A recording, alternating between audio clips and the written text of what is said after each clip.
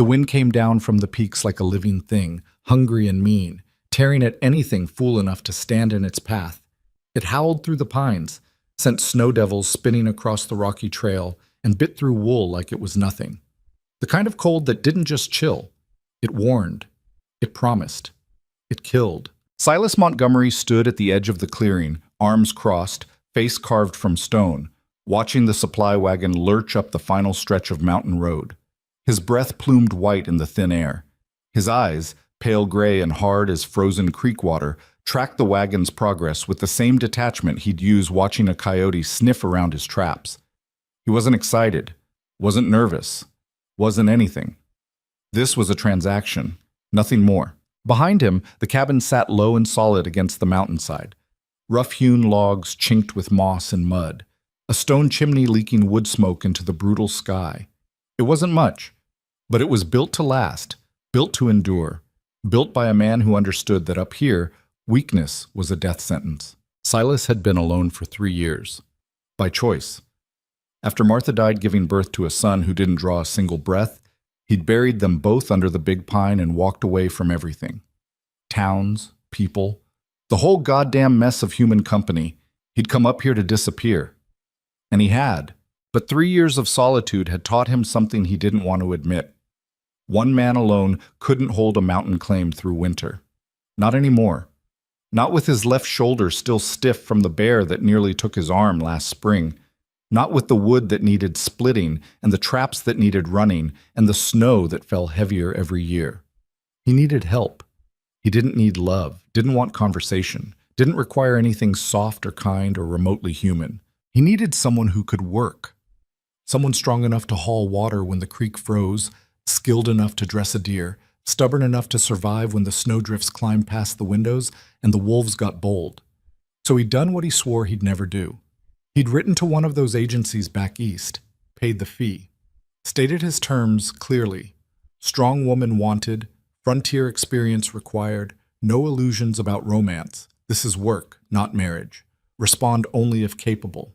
The woman who'd answered had claimed 26 years, farm-raised in Missouri, experience with livestock and hard winters. Her letter was brief, practical, unsentimental. Perfect. That was 4 months ago. Now the wagon was here. Silas uncrossed his arms and started down the slope, boots crunching through the crust of yesterday's snow. The driver, a grizzled freight hauler named Cobb, was already climbing down, slapping his gloved hands together. "Montgomery!" Cobb's voice carried sharp in the thin air. "Got your delivery." Silas didn't answer. His eyes moved past Cobb to the wagon bed where a tarp-covered mound suggested cargo. Supplies, probably. He'd sent a list. Flour, salt, ammunition, lamp oil, the essentials. "She's in back," Cobb added, jerking his thumb toward the covered wagon. Silas stopped walking. "She?" "Your bride," Cobb grinned, showing the gaps where teeth used to be. "What'd you think I meant?" For a moment, Silas just stared. Then he moved forward, stepped around Cobb, and yanked the tarp aside. A woman sat hunched on a crate, wrapped in a threadbare coat that might have been fine once, but was now just rags held together by hope. Her hair, dark brown, maybe, hard to tell under the dirt and dust, hung in tangled strands around a face so pale it looked like she hadn't seen sun in months. Her hands, clutched tight in her lap, were shaking. But it wasn't the cold making her shake. It was fear. Silas took one look at her and felt something close to rage kindle in his chest. This wasn't a farm woman. This wasn't someone raised on hard labor and rough living. This was a city girl, soft, breakable, useless. "Get out," he said flatly. The woman's head snapped up, her eyes, wide, dark, rimmed with exhaustion, locked on his. "What?" "I said get out, let me see you." She hesitated, then stood. The movement was shaky, unsteady, like her legs didn't quite trust themselves. When she straightened, Silas saw the full picture. She was small, maybe 5'3" in boots, thin to the point of frail, like a strong wind might snap her in half. The dress under her coat was dark blue velvet, for Christ's sake, torn at the hem and streaked with mud. Her hands were pale, unmarked by calluses or scars. Silas looked at those hands for a long moment. Then he looked at Cobb. "This a joke?" Cobb shrugged. She paid her fare. Said she was expected. Expected. Silas turned back to the woman, voice dropping to something low and dangerous. You the one who wrote me? Claimed you had farm experience? The woman's jaw tightened. She met his eyes straight on, and for a second Silas saw something flicker there, something that wasn't fear. I wrote you, she said quietly. You lied. You lied, Silas repeated, each word sharp as an axe blade. You told me you could handle frontier life, that you'd worked livestock, that you knew what you were signing up for. Her mouth opened, closed, opened again. I can learn. Silas laughed, a short, bitter sound with no humor in it. Learn. Up here. He gestured at the mountains surrounding them, the endless white expanse, the brutal sky. Lady, this isn't a finishing school. Winter's 2 weeks out, maybe less. You know what that means? She didn't answer. It means the snow will be 6 feet deep by Christmas. It means the temperature will drop so low your breath freezes before it leaves your mouth. It means we'll be snowed in for months, and if you can't pull your weight, you'll die. And you'll probably take me with you. The woman's face had gone even paler if that was possible. But she didn't look away. I won't. You will. Silas cut her off. Look at you. You're half-starved already. Hands like that couldn't split kindling, let alone a cord of firewood. You'd last a week up here. Maybe. Silence. The wind howled. Cobb cleared his throat. So, what do you want me to do with her? Silas dragged a hand over his face, suddenly tired. He'd wasted 4 months on this. 4 months and good money, and now he was back where he started. Alone. With winter coming, and no help in sight. Take her back, he said flatly. I'll pay her return fare. Just get her off my mountain. No. The word was quiet, but it landed like a rock in still water. Silas turned slowly. The woman had stepped forward. Her chin was up now, her shoulders squared despite the shaking. Those dark eyes burned. No, Silas repeated, voice dangerously soft. I'm not going back.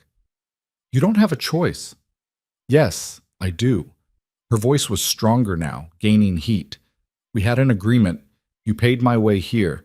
I accepted your terms. That makes this binding. Binding. Silas took a step toward her. You think a piece of paper means anything up here? You think I'm honor-bound to drag a city girl through winter because she lied on a letter? I didn't lie about everything. No? What part was true? Her jaw worked. For a moment, Silas thought she'd back down, fold, prove him right. She didn't. The part where I said I'd do whatever it takes to survive. Something in her tone made Silas pause. He looked at her, really looked this time, past the torn dress and shaking hands, past the obvious fragility. He looked at her eyes and saw something he recognized. Desperation. Not the ordinary kind, the kind that came from wanting comfort or safety. This was deeper. Rawer. The kind of desperation that came from having absolutely nothing left to lose. He'd seen it before. In the mirror 3 years ago, after he buried his wife and son. It was the look of someone who'd already died once and didn't fear it anymore. What are you running from? He asked quietly. The woman flinched like he'd struck her. That's none of your business. It is if you're bringing trouble to my door. I'm not... She stopped, swallowed. I just need somewhere to be, for a while, somewhere no one will look. And you think this is it? Middle of nowhere, end of the world? Yes. Silas studied her. Every instinct screamed at him to put her back on that wagon, send her down the mountain, wash his hands of whatever mess she was tangled in. But another part of him, a smaller, quieter part, remembered what it was like to have nowhere left to run. He looked at her hands again, at the way she held herself, like she was made of glass and knew it but refused to break anyway. Damn it. Cobb, he said without looking away from the woman. Unload her trunk. If she's got one. Cobb blinked. You sure? No. Do it anyway. The freight hauler shrugged and moved to comply, muttering under his breath about crazy mountain folk. Silas took a step closer to the woman, close enough that she had to tilt her head back to meet his eyes. Listen to me, he said, voice low and hard. I'm giving you one chance, one. You pull your weight, you survive. You don't, you die. I won't coddle you. I won't slow down for you. And I sure as hell won't mourn you if you can't keep up. Understand? She nodded. Say it. I understand. Good. He stepped back. What's your name?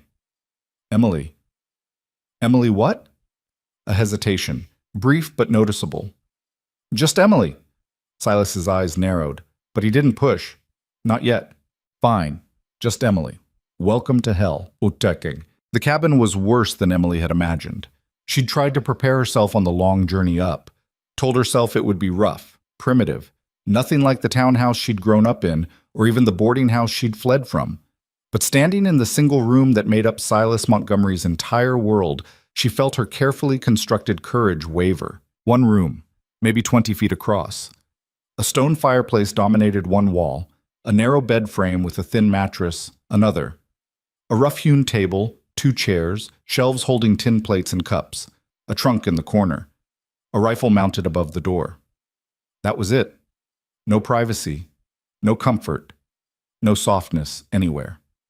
Silas dropped her small trunk, everything she owned now, on the floor with a heavy thud. You'll sleep there, he said, pointing to a corner near the fireplace. I'll rig a curtain if it bothers you. Probably should anyway, for warmth. Emily nodded, not trusting her voice. Silas moved to the fireplace, began building up the fire with practiced efficiency. Outhouse is 30 feet west. Don't go at night without the lantern. There's a drop-off about 50 feet past it you won't see in the dark. Creek's downslope, but it'll freeze solid in a week or so. We'll be hauling snow to melt for water after that. He spoke without looking at her, his tone flat, informational, like he was explaining things to a piece of equipment. Food stores are in the root cellar. That's the door in the floor there. We've got enough to last if we're careful. I hunt and trap. You'll learn to dress game. Emily's stomach turned at the thought, but she kept her face neutral. There's a routine, Silas continued, straightening. I'll teach it to you once. After that, you're on your own. I won't remind you. If you forget something, we both suffer. I won't forget. He finally looked at her, those pale gray eyes assessing. We'll see. A long silence stretched between them. Outside, Emily heard Cobb's wagon rumbling away down the mountain, the sound fading into the wind. She was alone now. Alone with this stranger in the middle of nowhere, with winter closing in and no way back. The reality of what she'd done hit her like a physical blow. But she couldn't let it show.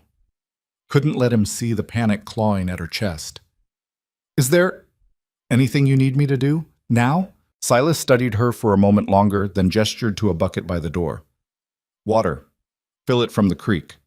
You'll make the trip 8, maybe 10 times before dark. Get used to it. Emily looked at the bucket. It was big, heavy, even empty. She picked it up and headed for the door. By the time the sun dropped behind the western peaks, Emily had made the trip to the creek 11 times. Her arms screamed, her back ached. Her hands, soft from months of hiding in the city, had developed angry red welts where the bucket handle bit in. But she'd done it. Silas hadn't helped, hadn't offered, hadn't even watched, as far as she could tell. He'd spent the afternoon outside doing something with wood and tools that she couldn't follow. When she finally stumbled back inside with the last bucket, he was at the table, cleaning his rifle.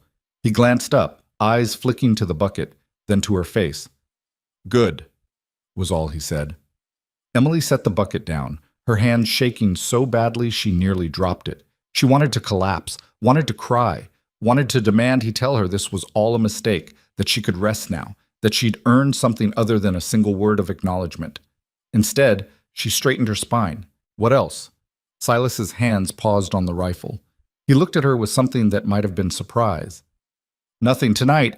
Eat if you're hungry, sleep if you're tired. Tomorrow starts early. Emily nodded and turned toward the trunk where she'd hidden the only food she had left, half a loaf of stale bread and a withered apple. Emily, she stopped. There's stew. In the pot by the fire. She turned back slowly. Silas wasn't looking at her. His attention was fixed on his rifle again, hands moving with mechanical precision. Help yourself, he added, tone carefully neutral. Something in Emily's chest loosened slightly. Thank you. He didn't respond. She ladled stew into a tin bowl, venison, she thought, with potatoes and wild onions, and sat at the table. The food was simple, Unseasoned, but it was hot and filling. She ate slowly, trying not to show how hungry she was. Silas finished with his rifle and stood, moving to the fireplace. He added another log, adjusted the damper, checked the flue. Every movement was economical, purposeful, nothing wasted. Emily watched him and realized something. This man didn't just live up here. He'd become part of it, as harsh and unforgiving as the mountain itself. And she was supposed to survive in his world. The thought should have terrified her. But sitting there in the firelight, eating simple food, her body aching from honest work, Emily felt something unexpected. Not hope, exactly, but maybe the faintest possibility of it. She woke to darkness and cold. For a disorienting moment, Emily couldn't remember where she was. The darkness was absolute, pressing in from all sides, and the cold, then memory crashed back. The cabin. The mountain. Silas. She sat up slowly, every muscle in her body screaming protest. The fire had burned down to embers, casting almost no light. She couldn't see Silas, couldn't hear him, had no idea if he was even in the room. "It's 4 a.m. Emily jumped at the voice, so close in the darkness. "We start in an hour," Silas continued from somewhere near the door. "Get dressed. You'll want layers." A match flared. Silas lit a lantern, and pale yellow light flooded the small space. He was already dressed, already moving, checking supplies with the same mechanical efficiency as the night before. Emily forced herself to her feet, biting back a groan as her abused muscles complained. She'd slept in her clothes, hadn't even thought to change, was too exhausted to care. Now she dug through her trunk for something warmer. Everything she owned was wrong for this place. Dresses meant for society, for drawing rooms and dinner parties. Nothing practical, nothing meant for survival. She pulled out the thickest dress she had, dark wool, high-necked, and layered her one decent coat over it. It would have to do. "You'll need better than that," Silas said without looking up. "There's spare gear in the trunk by the bed. Men's clothes, mostly. They'll be big on you, but they're warmer." Emily hesitated. The thought of wearing men's clothing felt strange, improper, but propriety meant nothing up here. She found the trunk and opened it. Inside were wool shirts, thick trousers, a heavy coat lined with fur. She pulled on the trousers under her dress for extra warmth, added 2 shirts over her bodice, shrugged into the coat. Silas had been right. Everything hung loose on her small frame, but it was warmer. "Better," Silas said, giving her a brief glance. "Come on." Outside, the world was still dark, but the sky to the east showed the first faint hints of gray. The cold hit like a fist, stealing Emily's breath, making her eyes water. Silas moved through the darkness like it was nothing, heading toward a low structure Emily hadn't noticed before, a rough lean-to built against the side of the cabin. "Firewood," he said, gesturing to the neatly stacked rows of split logs. "This is 3 cords. We'll need double that to make it through winter. Starting today, you split 2 hours every morning. I'll show you how." He pulled an axe from a stump and demonstrated, positioning the log, raising the axe, bringing it down with controlled force. The log split clean. He handed Emily the axe. It was heavier than she expected, much heavier. "Your turn." Emily positioned a log the way he'd shown her, lifted the axe, nearly dropped it from the weight, and brought it down. The blade bounced off the wood harmlessly, the impact jarring her shoulders. Silas said nothing. Emily tried again. Same result. Again. Again. Again. By the 10th attempt, her arms were shaking. By the 20th, she could barely lift the axe. "Stop," Silas said finally. Emily lowered the axe, breathing hard, fighting tears of frustration. "You're using your arms," Silas said. "Use your whole body. Let gravity do the work. Like this." He demonstrated again, slower this time. Emily watched the way he shifted his weight, used his legs and core, let the axe fall rather than forcing it. She tried again. The log split. It wasn't clean, it wasn't pretty, but it split. "Better," Silas said. "Keep going. I want 10 logs done before breakfast." Then he walked away, leaving her alone in the pre-dawn darkness. 10 logs took Emily 2 hours. By the time she finished, her hands were bleeding. The rough axe handle had torn through her soft skin despite her best efforts. Her shoulders felt like they'd been pulled from their sockets. Every breath burned in the thin, cold air. But she'd done it. 10 logs, split and stacked. When she stumbled back into the cabin, Silas was at the stove, making something that smelled like cornmeal and bacon. He glanced at her hands. "Wrap those," he said, jerking his chin toward a shelf. "There's cloth and salve." Emily found the supplies and tended her hands with shaking fingers. The salve stung, but she didn't make a sound. Silas set a plate in front of her, cornmeal mush with bits of bacon stirred in. Simple food, fuel. They ate in silence. Afterward, Silas stood. "Get your coat. We're checking trap lines." Emily wanted to ask if she could rest, wanted to beg for just an hour to recover. She didn't. She stood, pulled on the heavy coat, and followed him out into the brutal cold. The next week passed in a blur of pain and exhaustion. Every day started before dawn with wood splitting, then trap lines, long, brutal hikes through deep snow to check and reset the metal jaws Silas used to catch marten, fox, beaver. Emily learned to read tracks, to set bait, to dispatch trapped animals with a quick blow to the head. She learned to skin them too, to stretch the pelts, scrape them clean, hang them to cure. The work made her sick at first, the blood, the smell, the still warm bodies. But sickness was a luxury she couldn't afford. Afternoons meant other work. Hauling water, gathering pine boughs for insulation, repairing chinked logs, rendering fat, preserving meat. Silas showed her each task once, his instructions terse and precise. Then he expected her to do it herself. She failed constantly. Her first attempt at skinning a marten resulted in a ruined pelt. Her first batch of rendered fat burned and had to be thrown out. She fell through ice-crusted snow so many times she lost count, soaking herself and having to dry her clothes by the fire while Silas watched with that flat, unreadable expression. But she never quit. Every morning she got up. Every day she tried again. And slowly, so slowly she almost didn't notice, she began to improve. Her hands developed calluses. Her muscles, though still aching, grew stronger. She learned to read the mountain's moods, to sense when weather was coming, to move through snow without wasting energy. And Silas noticed. He didn't praise her, didn't acknowledge her progress with words, but his instructions became slightly less curt. When she succeeded at something, he'd give a small nod before moving on to the next task. Once, when she successfully set a complex snare he'd shown her, he paused. "Good," he said. That single word meant more than a dozen compliments from anyone else. 2 weeks after Emily's arrival, the first real storm hit. She woke to absolute silence, the kind of quiet that only comes with heavy snow. When Silas opened the door, a wall of white nearly blocked the entrance. 3 feet had fallen overnight, and more was coming. "This is it," Silas said, already dressed, already moving. "Winter's here. Stay close to the cabin today. We need to dig out, reinforce the roof, make sure the chimney's clear." They worked side by side in the howling wind, shoveling snow, packing it away from the walls, checking for weak points. The cold was brutal, so intense that Emily's exposed skin went numb in minutes. But they didn't stop. Couldn't stop. Because this was survival now, pure and simple. By nightfall, they'd secured the cabin as best they could.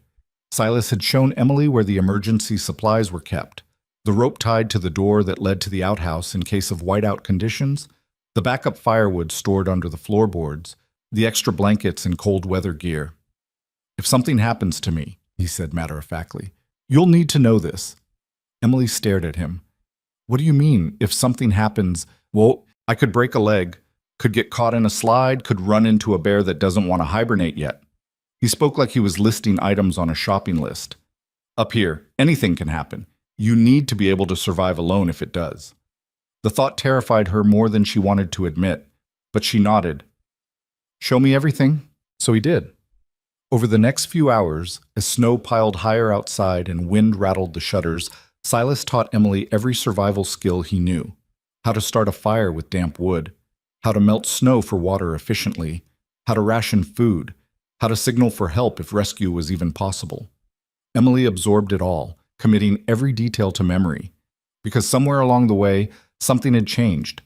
This wasn't just about hiding anymore, wasn't just about running from her past. This was about living, really living, on her own terms, strong enough to face whatever came. And as she sat by the fire that night, watching Silas clean his rifle with the same methodical precision he brought to everything, Emily realized something else. She wasn't the same woman who'd stepped off that wagon 2 weeks ago. That woman had been fragile, desperate, broken. This woman, the one with calloused hands and aching muscles, the one who could split wood and set traps and walk for hours through snow, was different, harder, stronger. Still terrified, still uncertain, but not broken, not anymore. Tinnig. The incident with the wolf happened 3 weeks into winter. Silas had gone down the mountain to check the lower trap lines. A 2-day trip in good conditions, longer in heavy snow. He'd left Emily with strict instructions. Stay inside, keep the fire going, don't open the door for anything. She'd nodded, said she understood. And she had, really. But understanding and facing reality were different things. The first day alone was fine. Emily kept busy, mending clothes, organizing supplies, rationing food carefully. The cabin felt larger without Silas, but not empty. Not yet. The second day the wolves came. She heard them first, distant howls echoing through the peaks, getting closer. Then she saw them through the shuttered window, 6 of them, lean and desperate, circling the cabin with the patience of creatures who knew their prey had nowhere to run. Emily's heart hammered against her ribs. Silas had warned her about wolves, told her they usually avoided humans, but in deep winter, when prey was scarce, all bets were off. These wolves were starving, and they'd smelled the meat hanging in the smokehouse. Emily watched them circle, watched the alpha, a massive gray male, test the smokehouse door with his shoulder. The structure held, but barely. If they got in, they'd take everything, all the preserved meat, weeks' worth of food. Without that, she and Silas wouldn't make it through winter. Emily looked at the rifle mounted above the door. Silas had shown her how to load it, how to aim, how to fire. But he'd also said very clearly, don't waste ammunition. Every shot has to count. She had maybe 20 rounds for the rifle. That was it. If she missed, if she just scared the wolves off instead of stopping them, they'd come back, again and again, until they got what they wanted. Emily's hands shook as she lifted the rifle from its mount. The weight was familiar now. Silas had made her practice, had drilled her on stance and sight picture and breath control. But practicing on targets was different from this. She cracked the door open, cold air rushing in, making her eyes water. The wolf's head snapped toward her. For a moment, everything froze. Emily raised the rifle to her shoulder, sighted down the barrel at the alpha male.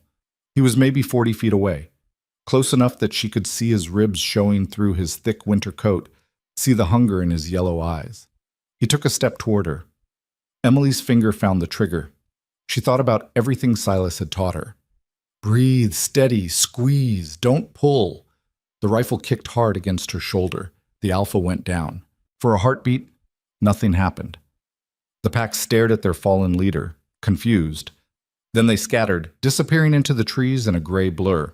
Emily stood in the doorway, rifle still raised, heart pounding so hard she thought it might burst. She'd done it. She'd actually done it. When her hands finally stopped shaking enough to lower the rifle, she stepped outside.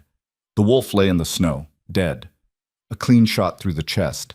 Emily looked at it, this wild, desperate creature that had only been trying to survive, just like her, and felt something break open inside her chest. She'd killed it, had to kill it. But that didn't make it easier. She was still standing there when Silas came back, emerging from the tree line like a ghost. He stopped when he saw the dead wolf. Then he looked at Emily, still holding the rifle, still standing in the snow. For a long moment, he didn't say anything. Then he walked forward, knelt by the wolf, examined the shot. Clean kill, he said finally. Through the heart. Emily's voice came out rough. There were 6 of them. They wanted the smokehouse. Silas nodded slowly. He looked at the wolf again, at Emily, at the cabin behind her. Then he stood and did something he'd never done before. He put his hand on her shoulder, just briefly, just a moment of contact. You did good, he said quietly. And Emily felt something shift between them, something fundamental. She wasn't a burden anymore, wasn't a mistake he regretted. She was a partner, someone who could stand beside him when it mattered, someone who belonged.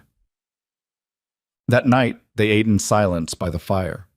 Silas had dressed the wolf, waste nothing, he'd taught her, and was working the pelt while Emily prepared a simple meal. The comfortable quiet between them felt different now, less like strangers occupying the same space, more like Something else.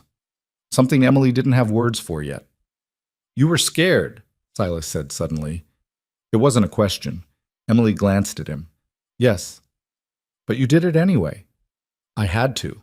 Silas's hands paused in their work. He looked at her, really looked, those pale gray eyes holding something she couldn't quite read. Most people freeze when they're that scared. They panic, or they run, or they do nothing at all. He went back to the pelt. You didn't.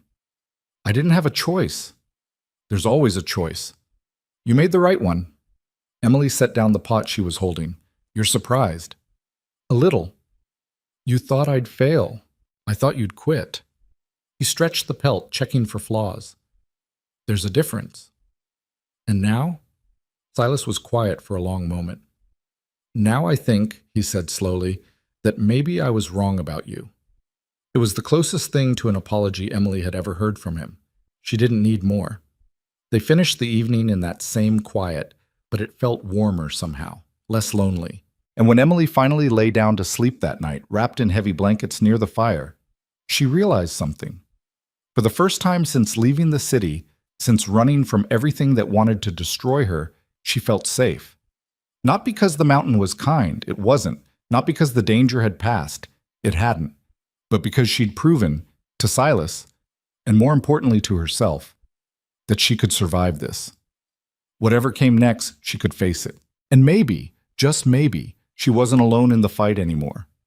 Outside, the wind howled. Inside, the fire burned steady. And Emily slept without nightmares for the first time in months. The days that followed the wolf attack settled into something Emily hadn't expected, a rhythm. Not comfort, exactly. The mountain didn't allow for comfort, but a kind of understanding between her and Silas, an unspoken agreement that they were in this together now. December came hard and fast, bringing snow that piled so high it buried the lower windows. The world outside became a study in white and gray, the sky pressing down like a wool blanket, heavy and oppressive. Emily learned to read the silence between storms, to feel the shift in air pressure that meant more snow was coming. She learned which drifts were solid enough to walk on and which would swallow her to the waist. Silas taught her to hunt. Not trap, she'd learned that already. But real hunting. Tracking deer through the snow, moving silent as smoke through the pines, reading signs in broken branches and disturbed ground. The first time she pulled the trigger on a living animal, a young buck standing broadside at 60 yards, her hands shook so badly she nearly missed. Nearly. The buck dropped clean, and Silas nodded once, the closest he came to praise. They field-dressed it together in the fading light, steam rising from the open body cavity into the frozen air. Emily's hands were red to the elbows with blood by the time they finished, but she didn't flinch anymore, didn't look away. This was survival. This was life. You killed what you needed to live, and you wasted nothing. You're getting good at this, Silas said one evening as they worked side by side, cutting venison into strips for drying. His tone was matter-of-fact, but Emily caught something underneath it, something like respect. I had a good teacher. I didn't teach you not to quit. You brought that yourself. Emily glanced at him, surprised. Silas rarely volunteered observations about anything, let alone about her. He kept his eyes on his work, but continued. Most people, they hit their limit, and that's it. They're done. But you... He paused, choosing words carefully. You don't seem to have one. Everyone has a limit. Maybe. Haven't seen yours yet. They worked in silence for a while, the only sounds the scrape of knives and the pop of logs in the fireplace. Outside, wind battered the shutters, but inside felt almost warm, almost safe. Can I ask you something? Emily said finally. Silas didn't look up. You can ask. Why did you really let me stay that first day? You could have sent me back. His hand stilled for a moment. When he spoke, his voice was quieter than usual. I told myself it was practical, that I needed help, and you were here, so I might as well try. He set down his knife, looked at the fire instead of at her. But the truth? I saw something in your eyes that day. Same thing I saw in the mirror after Martha died. That look people get when they've got nothing left to lose. Emily's chest tightened. What look? The kind that means you'll either survive or die trying. No middle ground. He picked up his knife again, went back to work. Figured if you had that in you, maybe you'd make it. Maybe you wouldn't, but at least you'd go down fighting. And now I think you might actually make it through winter." He glanced at her, the ghost of something that might have been a smile crossing his face. "Hell, you might even make it through next winter, too." It was the longest personal conversation they'd had, and Emily felt something warm unfurl in her chest. Not quite friendship, they weren't there yet, might never be, but something close, something that felt like acceptance. "Silas? Yeah. Thank you for giving me that chance." He didn't answer right away. When he did, his voice was gruff, almost embarrassed.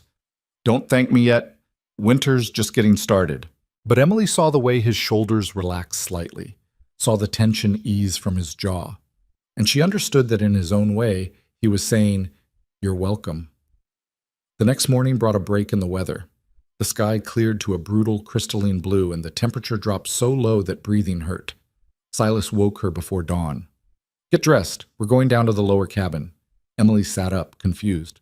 Lower cabin? Mile and a half downslope. Used it for storage before... He stopped, jaw tightening. Before. Need to check the roof. Make sure the cache is still secure. Animals get bold this time of year. They set out at first light, snowshoes strapped to their feet, packs on their backs. The journey was brutal, straight down through drifts that came up to Emily's chest in places, over terrain so steep she had to use her hands to keep from sliding. But she'd grown strong enough now to handle it, strong enough that Silas didn't have to slow down for her. The lower cabin was smaller than the main one, barely more than a shack really, but it was well built and weather-tight. Silas checked the roof while Emily cleared snow from the door. When she finally got it open, she found the interior dusty but intact. Barrels of flour, salt, beans, crates of canned goods, traps and tools, and in the corner, covered with an old blanket, something else. Emily pulled the blanket back and froze. A cradle. Hand-carved, beautiful in its simplicity, still lined with soft fabric. She heard Silas enter behind her, heard his footsteps stop. "That was for my son," he said quietly. Emily turned. Silas stood in the doorway, face carefully blank, but she could see the tightness around his eyes. "I'm sorry," she said softly. "I didn't mean to... It's fine. I should have moved it years ago." He stepped past her, started checking the supply barrels. His movements jerky and too fast. Never got around to it. Emily watched him work, saw the rigid set of his shoulders, the way he wouldn't look at the cradle again. "What was her name?" she asked gently. "Your wife." Silas's hand stilled on a barrel lid. For a long moment, he didn't speak. Martha Jane Montgomery." His voice was rough. "Met her in Denver. She was a school teacher, smart as hell, way too good for a mountain man like me. But she saw something she wanted, I guess. Followed me up here without a second thought. She must have loved you very much. She loved the idea of frontier life, romance of it, thought it'd be like the adventure novels she read." Silas laughed, but there was no humor in it. Reality was harder, colder, more work than she'd ever imagined. But she never complained. Not once. Emily moved closer, not touching him, but close enough to offer presence. "The baby came early," Silas continued, still not looking at her. "Middle of February, middle of a blizzard. I tried. I did everything I knew. But Martha, she was small-built, and the baby was wrong somehow. Breech, maybe. I don't know. I'm not a doctor." His voice cracked on the last word. "She bled, and I couldn't stop it. And the baby, he didn't cry, didn't breathe, just..." He swallowed hard. "I buried them under the big pine outside the main cabin, together. Seemed right." Emily felt tears prick her eyes. "I'm so sorry, Silas." "Yeah, me too." He finally looked at her, and the pain in his eyes was raw, unguarded. "That's why I told you to go back that first day. Why I said you'd die up here. Because I couldn't..." His jaw worked. "I couldn't watch that happen again. Couldn't be responsible for another person dying because of my choices." Understanding crashed through Emily like cold water.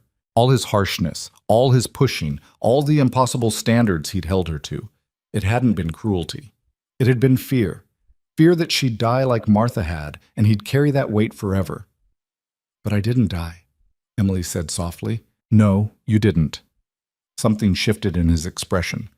"You're stronger than I gave you credit for. Stronger than Martha was, in different ways. Not her fault, she just wasn't built for this. But you He shook his head. You got built for it. Remade yourself into someone who could survive. I had to. I know. He held her gaze for a moment longer, then looked away. We should head back. Weather's turning again. They worked quickly to inventory the supplies, making notes of what they'd need to haul up to the main cabin before the heavy snows made the trip impossible. But the atmosphere between them had shifted again. Another layer of ice melting, another piece of wall coming down. On the trek back, Silas walked beside her instead of ahead, and when she stumbled in a hidden drift, his hand shot out to steady her, quick and sure. Thanks, she said. Can't have you breaking a leg out here. I'd have to carry you back.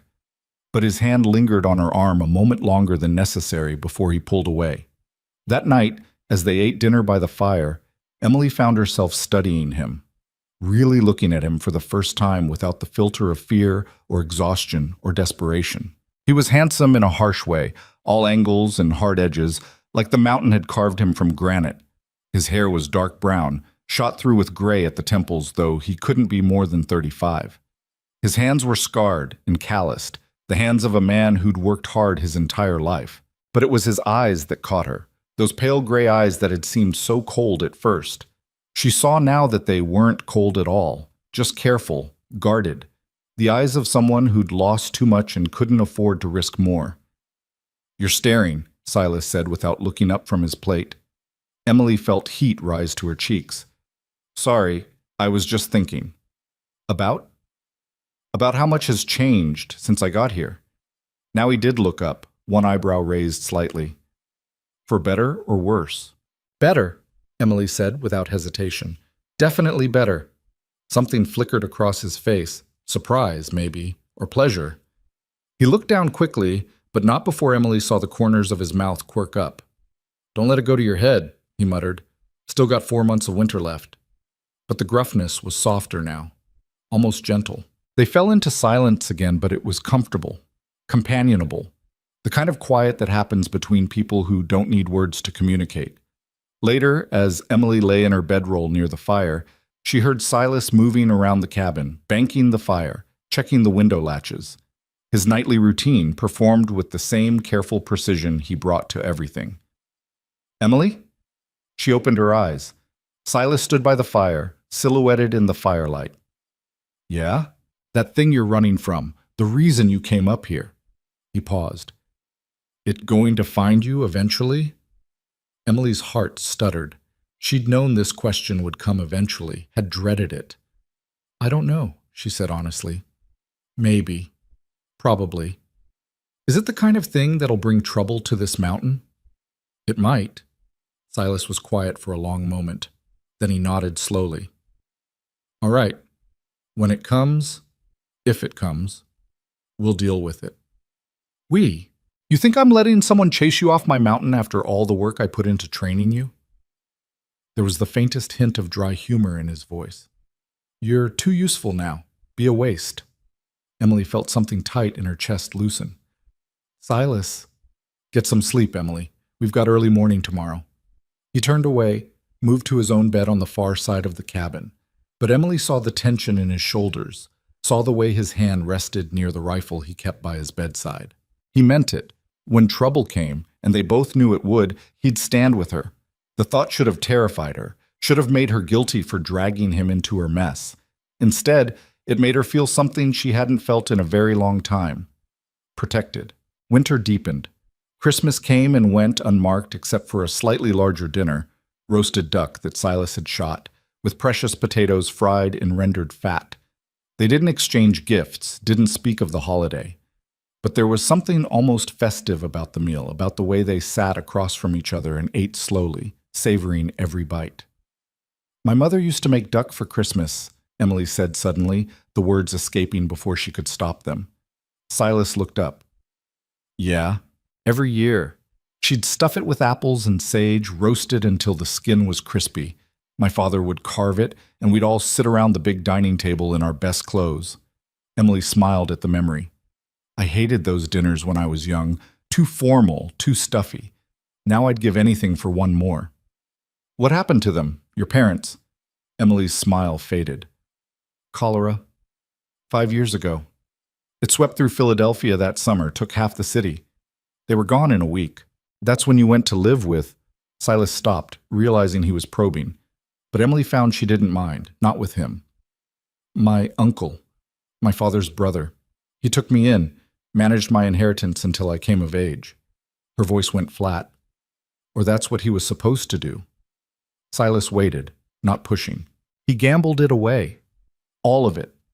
The house, the investments, everything. By the time I found out, there was nothing left. I was destitute. Emily stared into the fire. He tried to fix it by selling me, arranged a marriage to one of his business associates, an old man, twice widowed, looking for a young wife to warm his bed and bear his heirs. You ran. I ran, took what I could carry, and disappeared into the city. Lived in boarding houses, worked when I could find it, moved every few weeks to stay ahead of them.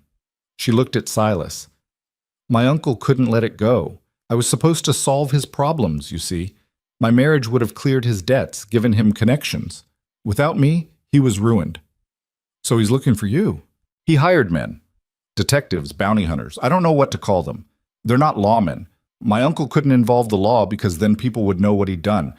But these men, they're relentless. I heard them asking about me, getting closer. That's when I saw your advertisement. Silas leaned back, processing this. A mail-order bride. Perfect cover. I thought so. I thought if I disappeared to somewhere so remote, so impossible to reach, they'd never find me. She laughed bitterly. I didn't think about whether I could actually survive out here. I just knew I had to try. And if they do find you, what happens? Emily met his eyes. My uncle will drag me back, force the marriage. I'll spend the rest of my life as property, bearing children for a man I despise, while my uncle lives off the arrangement. Over my dead body, Silas said quietly. The certainty in his voice made Emily's breath catch. You don't have to. I know I don't have to. I'm choosing to. He stood, moved to the rifle, checked it with practiced hands. Anyone comes up this mountain looking to take you against your will, they'll have to go through me first. Emily felt tears sting her eyes. Why? Why would you risk that for me? Silas was quiet for a long moment. When he spoke, his voice was rough with emotion. Because you're not property. You're a person. A strong, brave person who's earned her place here. He set the rifle down, turned to face her fully. And because somewhere along the way you stopped being a transaction and started being... He stopped, jaw working. Started being what? Emily whispered. Someone I give a damn about. The words hung in the air between them, heavy with meaning. Emily stood slowly, moved toward him. Silas watched her approach, tense as a cornered animal, but he didn't back away. She stopped a foot from him, close enough to see the firelight reflected in his eyes. I give a damn about you too, she said softly. Something in Silas's expression cracked open. For just a moment, all his careful walls came down and Emily saw the man underneath, lonely, hurting, desperate for connection, but terrified of it. Then he stepped back, breaking the moment. We should get some sleep. Big day tomorrow. Need to cut more firewood. His voice was gruff again, distant, but Emily saw the way his hands shook slightly as he turned away, saw the rigid set of his shoulders. He felt it too. This thing growing between them, whatever it was. And it scared him as much as it scared her. January brought the worst cold Emily had ever experienced. Temperatures dropped so low that water froze solid in its bucket within minutes of being brought inside. The wind howled day and night, driving snow through the tiniest cracks, creating ice crystals on the inside of the windows. They stayed close to the cabin, venturing out only when absolutely necessary. Days blurred together in a haze of maintenance and survival, feeding the fire, melting snow, rationing food, keeping warm, and talking. Stuck inside with nothing but each other for company, they began to really talk. Not just practical exchanges about work that needed doing, but real conversations. Silas told her about his childhood in Missouri, about learning to track from his father, about the wanderlust that drove him west. Emily spoke of Philadelphia, of books she'd loved, of dreams she'd had before everything fell apart. They played cards with a worn deck Silas produced from his trunk. He taught her poker, and she turned out to have a natural gift for bluffing. You're a card shark, he accused after she won 3 hands in a row. I'm just good at reading people. Yeah? What am I thinking right now? Emily studied his face, the slight crinkle around his eyes, the way his mouth quirked at one corner. "You're thinking you should have known better than to gamble with a city girl." Silas laughed, a real laugh, full and genuine. Emily realized with a start that she'd never heard him laugh before. The sound transformed his face, made him look younger, less burdened. "Damn, you're right." They sat in comfortable silence for a while, the fire crackling between them. "Can I ask you something?" Emily said. Always with the questions, but there was no heat in it. "Do you ever regret it? Coming up here, living alone all these years?" Silas considered this seriously. "Sometimes. When the loneliness got bad, I'd regret it. Wonder what my life would have been if I'd stayed in town after Martha died, tried to rebuild there. But then I'd remember why I left. The pity in people's eyes, the whispers, the way they looked at me like I was broken glass." He shuffled the cards absently. "Up here, I didn't have to be the tragic widower. I could just be Silas. Or nobody. Didn't matter. And now?" He looked up at her, something intense in his gaze. "Now I'm starting to remember what it's like to have someone, to not be alone." "Is that a good thing?" "Ask me in the spring." But the small smile on his face suggested he already knew the answer. February arrived with deceptive calm. The worst of the cold had passed, and though snow still fell regularly, it lacked the brutal intensity of January. Silas said this was normal, the mountain's way of lulling people into complacency before delivering one last knockout punch. He was right. The storm hit on the 15th, coming out of nowhere with terrifying speed. One moment the sky was overcast but peaceful. The next, the world disappeared into white chaos. "Get inside!" Silas shouted over the wind, already herding Emily toward the cabin. "This is going to be bad." They barely made it through the door before the full force of the blizzard hit. Wind hammered the cabin like fists, rattling the shutters, finding every gap and crack. Snow poured down so thick they couldn't see the smokehouse 20 feet away. "How long will it last?" Emily shouted over the roar. "Could be hours, could be days." Silas was already checking their supplies, his face grim. "We ride it out. That's all we can do." The first day was bearable. They had plenty of wood, plenty of food. They stayed warm, stayed fed, and tried not to think about the world dissolving into chaos outside. The second day was harder. The wind showed no signs of stopping, and the temperature inside the cabin began to drop despite the roaring fire. Ice formed on the inside walls. Their breath came in white clouds. "We're losing heat," Silas said, checking the chimney. "Damper's working, but the wind's creating a backdraft. If this keeps up—" He didn't finish the sentence. He didn't have to. If they couldn't maintain heat, they'd freeze to death in their own cabin. The third day, Silas made a decision. "I have to go out. Fix the chimney cap before we lose the whole system." "In this?" Emily stared at him like he'd lost his mind. "You can't see 3 feet in front of your face." "I know, but if I don't fix it, we're dead anyway. Slower, but just as dead." "Then I'm coming with you." "No." "Yes." Emily grabbed her coat. "You need someone to hold the ladder, hand you tools. You can't do it alone." "Emily, we're partners, remember? You don't get to play hero and leave me inside while you risk your neck." Silas looked at her for a long moment. Then he nodded once, sharp. "All right, but you do exactly what I say, when I say it. Understand?" Understood. They roped themselves together, literally, a length of thick rope tied around both their waists. Silas went first, forcing his way through wind that threatened to knock them both flat. Emily followed, head down, one hand on the rope, the other clutching the tool bag. The world outside was madness. White everywhere, wind screaming, cold so intense it burned. Emily couldn't see Silas, even though he was only a rope length ahead. Couldn't see the cabin behind her, couldn't see anything but white chaos. Then Silas's hand grabbed hers, pulling her close. "Ladder's here!" he shouted directly into her ear. "Hold the base!" Emily wrapped her arms around the ladder, already crusted with ice, and braced herself.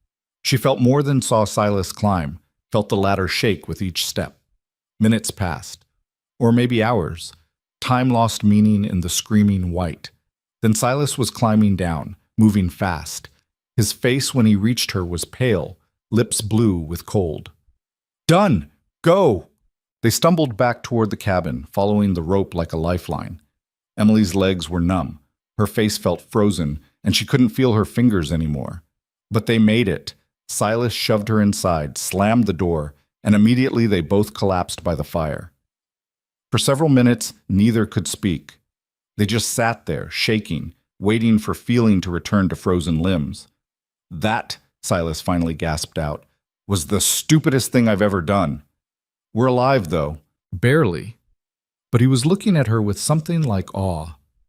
You didn't panic, didn't freeze up, just held that damn ladder like your life depended on it. It did depend on it. Silas laughed, that same full, genuine laugh. Then, before Emily quite realized what was happening, he pulled her into a rough hug. Thank you, he said into her hair. I couldn't have done that alone. Emily's arms came up around him, holding tight. He was solid and warm and real, and she never wanted to let go. When they finally pulled apart, something had shifted again. Another wall down. Another layer of ice melted. Silas's hand came up, brushed a strand of wet hair from her face. His touch was gentle, hesitant. Emily, whatever he was going to say was lost as the chimney suddenly roared to life, drawing properly again. Heat flooded the cabin, blessed and immediate. The moment broke. Silas pulled back, cleared his throat. Good, that should hold us. Yeah, Emily managed. Good. But later that night, as the storm finally began to ease and they lay in their separate beds, Emily could still feel the phantom warmth of his arms around her, and she knew with absolute certainty that she was falling for this gruff, damaged mountain man. The question was, what the hell was she going to do about it? The storm broke on the fourth day, leaving behind a world transformed. Snow had buried everything, the woodpile, the smokehouse, even the lower half of the cabin door. It took Silas and Emily 2 hours just to dig their way out, shoveling in shifts until they'd carved a path to open air. When Emily finally stood outside and looked around, she couldn't help but stare. The mountain had become something alien and beautiful, every tree bent under impossible weight, the world smoothed into curves and slopes that bore no resemblance to the harsh terrain she'd come to know. It's beautiful, she said softly. Silas grunted, already assessing damage. It's trouble. That much snow means avalanche risk, and we'll be digging out for days. But Emily caught him looking too, saw the way his eyes traced the transformed landscape. He felt it the same as she did, she realized. The strange magic of it. He just didn't know how to say it. They worked through the morning in companionable silence, clearing paths, checking structures, taking inventory of what the storm had damaged. The smokehouse had held. The root cellar was intact.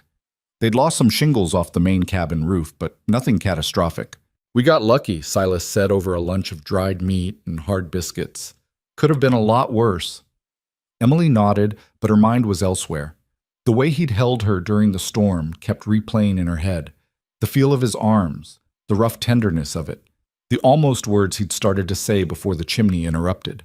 She wanted to ask what he'd been about to tell her, wanted to bridge the gap that had opened between them since that moment, a gap made of tension and unspoken things.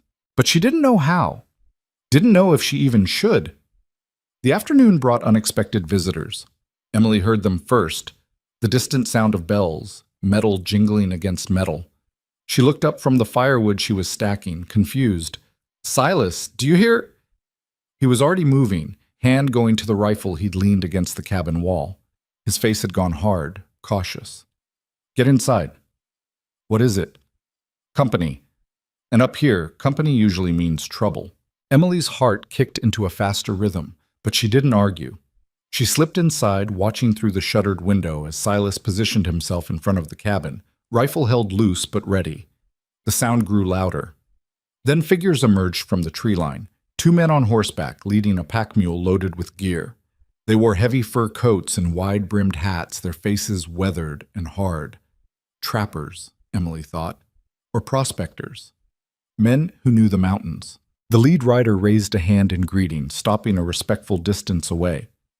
Ho the cabin, his voice carried clearly in the cold air. We're not looking for trouble, just hoping to trade for supplies. Silas didn't lower the rifle. State your business. Name's Jack Reeves. This here's my partner, Tom Chen. We're running trap lines down in the Medicine Bow Range. Got caught by that storm. Lost most of our provisions when our pack horse went through ice 3 days back. And you came up here? Saw your smoke. Hoped you might spare some flour, maybe some salt. We can pay. Reeves gestured to the mule. Got furs, good ones. Beaver, marten, even a silver fox. Silas was quiet for a long moment, assessing. Emily watched his face, saw the calculation happening behind his eyes. Finally, he lowered the rifle slightly. Get down, slowly. Keep your hands where I can see them. The two men dismounted with careful, deliberate movements. Up close, Emily could see they were half-starved, their faces gaunt, their movements stiff with cold and exhaustion. How long since you ate? Silas asked. Reeves hesitated. 2 days? Maybe 3? Hard to keep track. Silas muttered something under his breath that sounded like a curse. Then he called over his shoulder, Emily, put coffee on, and heat up what's left of that stew. Emily moved quickly, grateful for something to do with her nervous energy. Through the window, she watched Silas gesture the men toward the cabin, saw him examine their horses and mule with a practiced eye.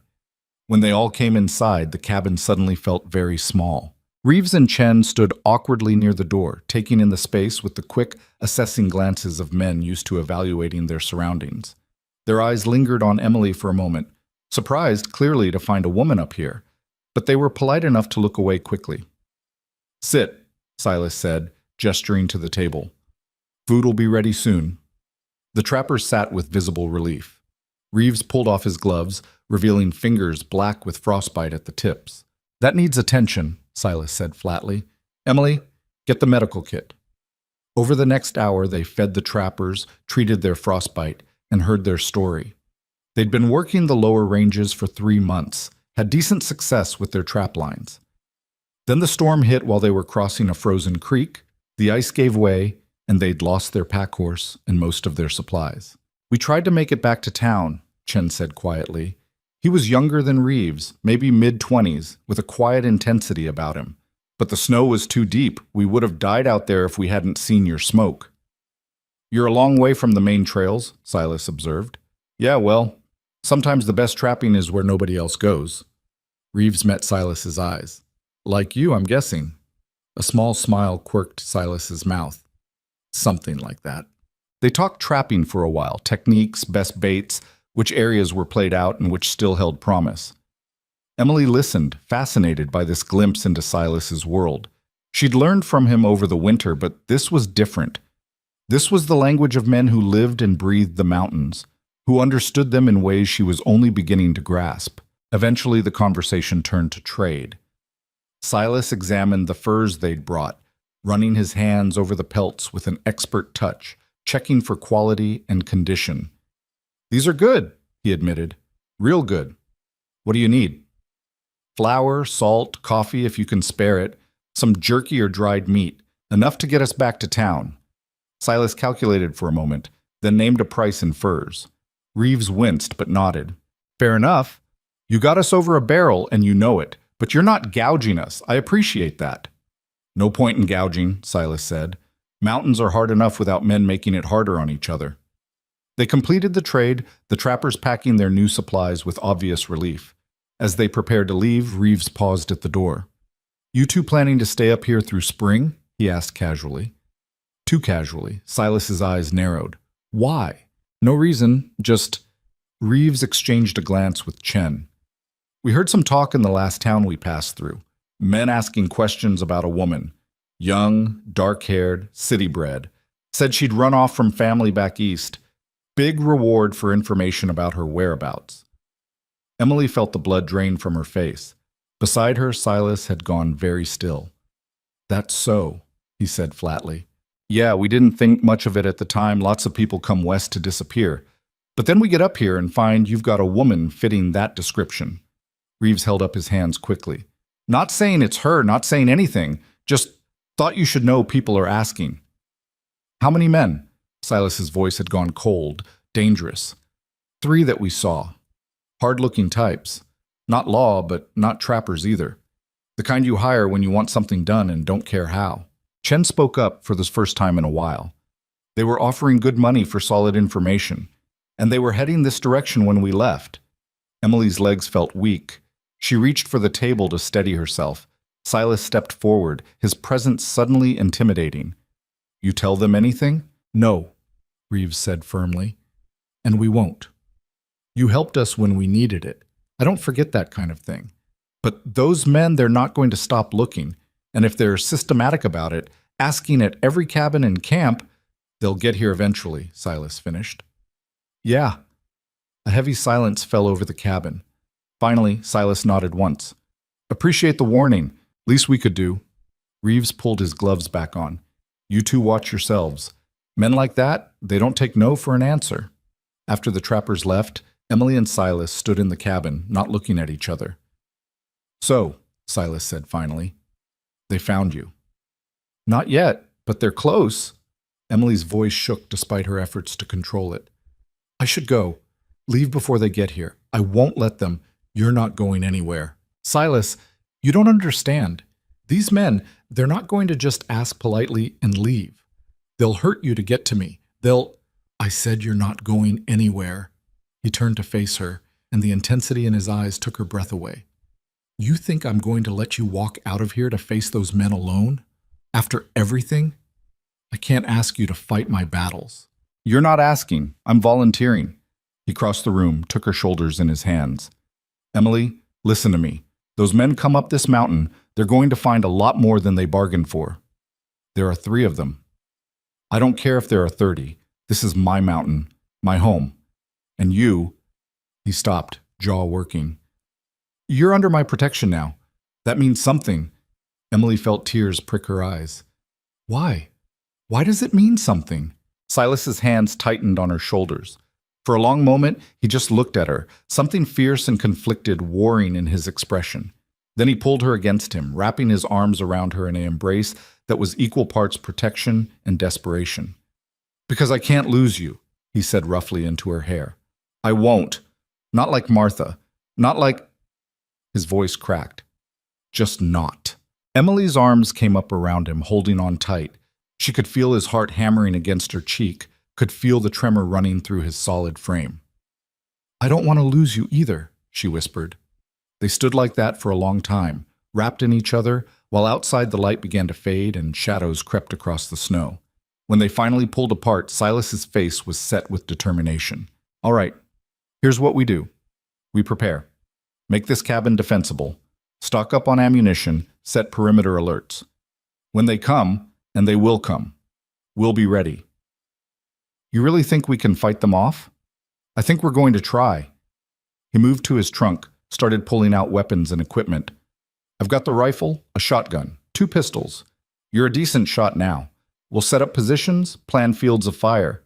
Emily watched him work, saw the soldier emerging from behind the mountain man. You've done this before. Fought people, I mean. War between the states. I was young, stupid. Thought it'd be glorious. His mouth twisted. Learned real quick there's no glory in killing, but I learned how to do it and how to stay alive while doing it. Will you teach me? He looked up, met her eyes. Yeah, I'll teach you. They spent the rest of the day preparing. Silas showed Emily how to load and fire each weapon, drilled her on sight picture and trigger control. He taught her about cover versus concealment, about angles and fields of fire, about the difference between suppressing fire and aimed shots. Most important thing, he said as darkness fell, is don't panic. Men like this, they count on people being scared, freezing up. You stay calm, stay focused, you've got a chance. And if I can't stay calm, then you fake it. Fear's natural. Letting it control you is the mistake. That night, they ate a cold dinner and kept the fire low. No point in advertising their presence more than necessary. Silas moved around the cabin, checking sight lines from the windows, reinforcing the door with extra bracing. Emily watched him work. This man who'd gone from stranger to teacher to something far more complicated in the space of a few short months. The man who was willing to die defending her from demons he didn't create and couldn't understand. Silas? He looked up from the window he was barricading. Thank you for everything, for not sending me away that first day, for training me, for... She struggled for words. For making me stronger than I thought I could be. Silas set down his tools, crossed to where she sat. He reached out, cupped her face in his rough, calloused hand. You were always strong. You just needed the chance to prove it. His thumb brushed her cheek gently. I'm the one who should be thanking you. For what? For reminding me what it's like to care about someone, to have something worth protecting again. His voice dropped to almost a whisper. To not be alone. Emily's breath caught. They were so close, his face inches from hers, his hand warm against her skin. She could see every detail, the gray threading through his dark hair, the small scar on his left eyebrow, the way his pale eyes had gone dark with emotion. Silas, she breathed. He leaned in slowly, giving her every chance to pull away. She didn't. Their lips met softly at first, tentative, questioning. Then Silas made a sound low in his throat and deepened the kiss, his other hand coming up to cradle her head. Emily melted into him, her hands fisting in his shirt, pulling him closer. The kiss tasted like desperation and hope, and all the unspoken words that had been building between them for months. It tasted like survival and connection, and the fierce joy of being alive. When they finally broke apart, both breathing hard, Silas rested his forehead against hers. I wanted to do that for weeks, he admitted. Me too. But the timing's terrible. Emily laughed, a slightly hysterical sound. When is the timing ever good? Fair point. He pulled back slightly, his expression growing serious. Emily, I need you to understand something. When those men come, if they come, when they come, he repeated firmly, it's going to get bad, really bad, and I'm going to do whatever it takes to keep you safe, whatever it takes. You understand? Emily understood what he wasn't saying, that he'd kill for her, die for her if it came to that. I understand. And Silas? Same goes for me. He smiled at that, a real smile that lit up his whole face. Yeah, I believe you would. He kissed her again, quick and hard. All right, we should get some sleep. Need to be sharp tomorrow. But neither of them moved. They stayed there, wrapped in each other's arms, stealing warmth and comfort while they could. Because they both knew the storm was coming, and this time it wouldn't be snow and wind. It would be bullets and blood. The next few days passed in tense preparation. Silas had Emily practice with the weapons until she could load and fire in her sleep. They stockpiled water inside the cabin, moved critical supplies away from windows, created fallback positions. He also told her the truth he'd been holding back. If they get inside, he said quietly one night, if things go completely wrong, there's a tunnel. Starts under the root cellar, comes out about 200 yards downslope in a thicket of pines. I dug it the first year here. Paranoia mostly. Thought I might need an escape route if the cabin caught fire. You want me to run if things go bad? I want you to survive. That tunnel comes out hidden. You could make it down the mountain, get to town, disappear again. Emily's jaw set stubbornly. I'm not running and leaving you to die. Emily, no, we're in this together or not at all. You said it yourself, we're partners. Silas looked like he wanted to argue, but something in her expression stopped him. Finally, he nodded. Together then, but you need to promise me something. What? If I tell you to run, if I give you a direct order to use that tunnel, you do it. No hesitation, no arguing, you go. Emily wanted to refuse, wanted to tell him she'd never leave him, but she saw the fear in his eyes, the desperate need to know she'd survive even if he didn't. I promise, she said softly. The lie tasted bitter on her tongue. They came on the 7th day after the trapper's warning. Emily spotted them first, 3 dark figures moving through the trees about a half-mile out. She'd been watching from the window, scanning the approaches like Silas had taught her, and there they were. Silas? She said quietly. We have company. He was beside her in an instant, rifle in hand, eyes tracking the figures. 3 men, same as Reeves said. His voice was calm, almost detached. Combat voice, Emily realized.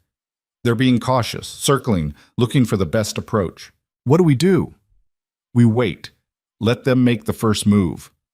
He checked his rifle, chambered around. Get the shotgun. Take the window on the east side. Don't fire unless I do or unless they breach the cabin. Emily moved to her assigned position, hands surprisingly steady as she checked the shotgun's load. Fear was there, cold and sharp in her belly. But so was something else. A fierce determination.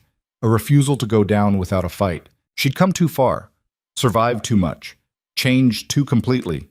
These men wanted to drag her back to a life of servitude and submission. They'd have to kill her first. The figures disappeared into the trees, and for long minutes, nothing happened. The silence was oppressive, broken only by the distant cry of a crow and the soft whisper of wind through pine branches. Then a voice called out from the tree line, "Emily Ashford, we know you're in there. Come out peacefully and no one gets hurt." Silas and Emily exchanged glances. He shook his head slightly. "Don't respond." "Miss Ashford, your uncle sent us. He's worried about you. He just wants you to come home safely." "Lying bastards," Silas muttered. The voice continued, trying reason, trying coaxing, trying veiled threats. Emily kept her eyes on her assigned field of fire, watching for movement. She saw it. A flash of dark fabric behind a tree, maybe 60 yards out. "Silas? 2:00. Behind the big pine." "I see him. Hold fire." More silence. Then the voice again, but different now, harder. "Last chance, Miss Ashford. We're authorized to use force if necessary. Your uncle wants you alive, but he didn't say you had to be unharmed." Silas called back then, his voice carrying cold and clear. "The lady's not interested in your offer. Turn around and walk away while you still can." A pause. Then laughter from the trees. "And who are you? Her protector? Some mountain trash thinks he can stand against us? I'm the man who's going to kill you if you take another step toward this cabin. Big talk from someone we outnumber. Numbers don't mean much when you're the one standing in the open and I'm the one behind cover with a rifle." Silas's voice was almost conversational. "Tell you what, I'll give you the same chance you gave us. Turn around, walk away, live to see tomorrow." Another pause, longer this time. Then a gunshot cracked through the air, and wood exploded from the cabin wall 6 inches from Emily's window. "Guess that's their answer," Silas said calmly. "Return fire." Emily squeezed the trigger, the shotgun kicking hard against her shoulder. She didn't know if she hit anything, but she saw movement in the trees, men diving for cover. Silas fired twice, methodical and precise. Someone screamed. "Got one," he said with grim satisfaction. Gunfire erupted from multiple positions now. Bullets punched through the shutters, thudded into the log walls. Emily ducked instinctively as splinters flew, then forced herself back up to return fire. This was nothing like target practice. This was chaos and noise and the smell of gunpowder and the terrifying knowledge that men were trying to kill her. But Silas had prepared her well. His calm voice cut through her panic. "Emily, reload, then east window. I saw movement." She reloaded with shaking hands, moved to the new position, fired at a shadow running between trees. The battle settled into a vicious rhythm. The attackers would fire, forcing Emily and Silas to take cover. Then during the lull while they reloaded, Emily and Silas would return fire, keeping the attackers pinned down. Minutes stretched into an hour. Emily lost track of how many times she'd fired, reloaded, fired again. Her shoulder ached from the shotgun's recoil. Her ears rang from the constant noise. But they were holding. Then everything went wrong at once. Emily saw the smoke first, thin and gray, curling up from the back of the cabin. "Silas, fire!" He spun, saw it, cursed viciously. They circled around, torched the back wall. Even as he said it, flames began licking up the logs. The attackers had used the gunfight as a distraction, while one of them snuck around and set the cabin ablaze. "We can't stay here," Silas said, already moving. "We need to—" A crash from the door. Someone was trying to force their way in. "Take the back window," Silas shouted. "I'll hold the door. Go!" But Emily saw his position, saw how exposed he'd be, fighting at the door while fire raged behind him. She made a choice. Instead of running, she grabbed the bag of blasting powder Silas used for clearing stumps. She'd watched him use it, knew the basics. "Emily, what are you—" "Trust me." She wrapped a bundle of powder in cloth, inserted a short fuse, and moved to the door. The men outside were still trying to force it. She could hear them grunting with effort, could see the door shuddering in its frame. Emily lit the fuse, cracked the door open just wide enough, and threw the bundle out. Then she slammed the door and dove for cover. "Down!" she screamed. The explosion was enormous. A concussive wave that rattled the entire cabin, blew out the remaining glass in the windows, sent debris flying in all directions. When Emily's ears stopped ringing enough to hear, there was silence outside. She looked up. Silas was staring at her with an expression somewhere between horror and admiration. "That was insane," Emily offered. "I was going to say brilliant." He grabbed her hand, pulled her up. But we need to move, now, the fire's spreading. They grabbed what they could, weapons, ammunition, a pack of supplies, and headed for the root cellar. Behind them, flames were consuming the cabin, smoke pouring through the ceiling. Silas pulled up the trapdoor, revealing the tunnel beneath. Go! I'm right behind you. Emily dropped into the darkness, her hands finding the rough walls. She could hear Silas following, could hear the roar of fire above them. They crawled through the narrow passage, dirt raining down as the cabin structure groaned and cracked overhead. Emily's lungs burned, her hands scraped raw against rock and root. Then ahead, light, the tunnel exit. She burst out into open air, gasping, rolling clear. Silas emerged a second later, and they both scrambled away from the exit just as a section of the tunnel collapsed behind them. They lay in the snow, breathing hard, covered in dirt and ash. Above them, on the ridge, Silas's cabin burned like a torch against the gray sky. You're home, Emily whispered. Everything you built can be rebuilt.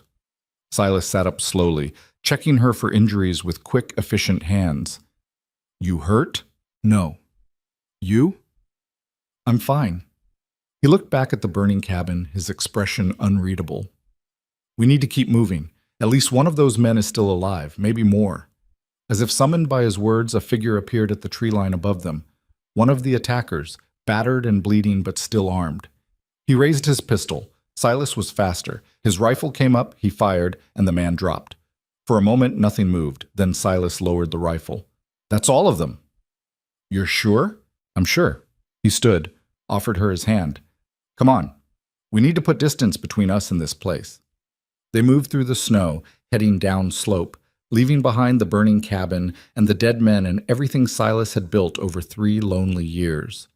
Emily wanted to say something, wanted to apologize for bringing this destruction to his mountain. But Silas squeezed her hand, and when she looked at him, she saw something unexpected in his face. Not grief, not anger, relief. What? She asked. I was just thinking, he said slowly. That place, it was never really a home, just a place to hide, to bury myself away from the world. And now? He stopped, turned to face her fully. Behind them, smoke rose into the gray sky. Around them, the mountains stretched in endless white. Now I'm thinking maybe it's time to stop hiding. He cupped her face in his hands, thumbs brushing her cheeks. Both of us. Emily felt tears sting her eyes, but she smiled through them. Where do we go? I don't know yet, but we'll figure it out. He kissed her forehead gently. Together. They stood there for a moment longer, 2 people who'd been broken and remade by hardship, who'd found each other in the most unlikely place. Then Silas pulled back, became practical again. Come on. There's a ranger station about 10 miles south. We'll hole up there, regroup, figure out our next move. They started walking, leaving the past burning behind them. And despite everything, despite the violence, the loss, the uncertain future, Emily felt something she hadn't felt in a very long time. Hope. The ranger station was a squat log structure half buried in snow, abandoned for the winter but still solid. Silas forced the door open with his shoulder, and they stumbled inside, both exhausted and covered in ash and grime. The interior was sparse, a single room with a cold stove, 2 cots, and shelves holding basic supplies. It's not much, Silas said, already moving to check the stove, but it's shelter. We'll rest here tonight, then figure out our next move. Emily collapsed onto one of the cots, her legs finally giving out. The adrenaline that had carried her through the battle and the escape was draining away, leaving her shaky and hollow. She could still smell smoke in her hair, still feel the kick of the shotgun against her shoulder, still see the cabin burning, still see Silas shooting that man. You killed them, she said softly. Silas paused in his work, then continued feeding kindling into the stove. Yes. Does it get easier? The killing? No. He struck a match, held it to the tinder. Anyone who tells you it gets easier is lying or broken. You just learn to live with it. How? He was quiet for a long moment, watching the flames catch and grow. By remembering why you did it. Those men came to hurt you, to drag you back to a life you didn't want. They made their choice. We made ours. Emily wrapped her arms around herself, suddenly cold despite the growing warmth from the stove. My uncle won't stop. He'll send more. I know. And next time we might not be so lucky. Silas turned to face her, his expression serious. Which is why we're not waiting for next time. We're going on offense. Emily blinked. What do you mean? I mean, we stop running. We stop hiding. We go after the real problem. He crossed to her, crouched down so they were eye level. Your uncle's hunting you because you're a loose end, right? Because if you disappear permanently, his debts stay, his problems stay. He needs you for that arranged marriage. Yes. So we make it so he doesn't need you anymore. We expose what he did. We make it public enough that forcing you into marriage won't solve his problems. It'll make them worse. Emily stared at him. How? You said he gambled away your inheritance. That means there are records, banks, creditors, witnesses, and if we can prove he was your legal guardian and misappropriated your funds, that's embezzlement, Emily finished, understanding dawning. He could be prosecuted. Exactly. And once that's public knowledge, dragging you back accomplishes nothing. You're not valuable to him anymore. You're evidence. Hope flickered in Emily's chest, but doubt quickly followed. Silas, gathering that kind of evidence would take time. Resources, access to legal documents, and financial records. We're fugitives hiding in an abandoned ranger station. How could we possibly? We couldn't. Not alone. He stood, paced to the window. But we don't have to be alone. Those trappers, Reeves and Chen, they owe us. And they said they were heading back to town. That means they have connections, access to places we don't. You think they'd help us? I think they're decent men who hate seeing people get bullied by the rich and powerful. He looked back at her. Worth asking anyway. Emily considered this. It was risky. They'd have to leave the relative safety of the mountains, venture into town where her uncle's reach might extend. They'd be exposing themselves to danger. But Silas was right. Running wasn't working. Hiding wasn't working. It was time to fight back. All right, she said. Let's do it. They spent the night at the ranger station, taking turns keeping watch despite their exhaustion. When dawn came gray and cold, they packed what little they had and started the long trek down to the valley town of Cedar Falls. The journey took 2 days. They moved carefully, avoiding main trails, stopping often to scan for pursuers. But the mountains remained empty and silent. Either her uncle's men were all dead, or they'd retreated to lick their wounds and plan their next move. Cedar Falls was a rough frontier town. One main street lined with false-fronted buildings, a few cross streets with residences and shops. It was bigger than Emily had expected, maybe 500 people, supported by logging, trapping, and the steady trickle of prospectors heading into the high country. They found Reeves and Chen at a boarding house on the east edge of town, preparing for another run into the mountains. Reeves opened the door to Silas's knock, and his eyes widened. Montgomery, what the hell happened to you? Can we come in? Yeah, of course. Reeves stepped aside, calling to his partner. Tom, we got company. Inside their rented room, Silas and Emily told the story. The attack, the fire, the escape. When they finished, both trappers were silent for a long moment. Finally, Chen spoke. Those men, the ones who came after you, they're dead? Yes, Silas said flatly. All three? All three. Reeves whistled low. Well, your uncle's not going to be happy about that. Which is why we need help, Emily said. She explained their plan, gathering evidence, building a case, making the whole thing public. Reeves and Chen exchanged glances. That's a tall order, Reeves said carefully. Going up against a wealthy man with connections? That's dangerous. I know, and I'm not asking you to put yourselves at risk, but any help you could give, contacts, information, even just advice. We'll do it, Chen interrupted quietly. Reeves looked at his partner in surprise. Tom, we'll do it, Chen repeated, his voice firmer. I came west to get away from men like Emily's uncle, men who think their money and power make them untouchable. I'm not going to stand by and watch it happen again. Reeves sighed, but he was smiling. All right then. Guess we're in. He looked at Silas. But we're going to need more than just good intentions. We need information. Emily, you said your uncle's name is what? Richard Ashford. He lives in Philadelphia. He is a merchant trader. Imports mostly. Textiles, machinery, some luxury goods. And the man he wanted to marry you to? Emily's face tightened. Cornelius Blackwood. He's a railroad executive. Very wealthy, very connected. He's been widowed twice. Both wives died young. There were rumors, but nothing proven. Silas's hands clenched into fists. What kind of rumors? The kind that suggest those women didn't die of natural causes. Emily's voice was small. But like I said, nothing proven. Blackwood has lawyers, influence. The investigations never went anywhere. Son of a... Silas bit off the curse. And your uncle was going to sell you to that monster? For enough money to clear his debts, and then some, yes. A heavy silence fell over the room. Then Reeves stood. All right, here's what we do. Tom and I have a friend in Denver, newspaper man named Harrison Webb. He's always looking for stories about corruption, especially when it involves Eastern money men. If we can get him solid evidence, he'll run with it.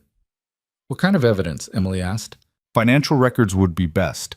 Bank statements showing your inheritance, documents showing your uncle's gambling debts, proof that he used your money without authorization. Reeves ticked items off on his fingers. Also, any correspondence between your uncle and Blackwood about the arranged marriage, especially anything that mentions payment or financial arrangements. I don't have access to any of that. Everything I owned I left behind when I ran. But you know where it would be? Chen asked. Emily thought, my uncle's office. He keeps files there, and his personal safe. If there's anything incriminating, that's where it would be. In Philadelphia, Silas said flatly. Yes. 2,000 miles away. Yes. Silas rubbed his face. Of course it is. Wait, Reeves said slowly. Philadelphia, Eastern City. That's a long way to go for documents. He paused. Unless they're not in Philadelphia anymore. Everyone looked at him. What are you thinking? Chen asked.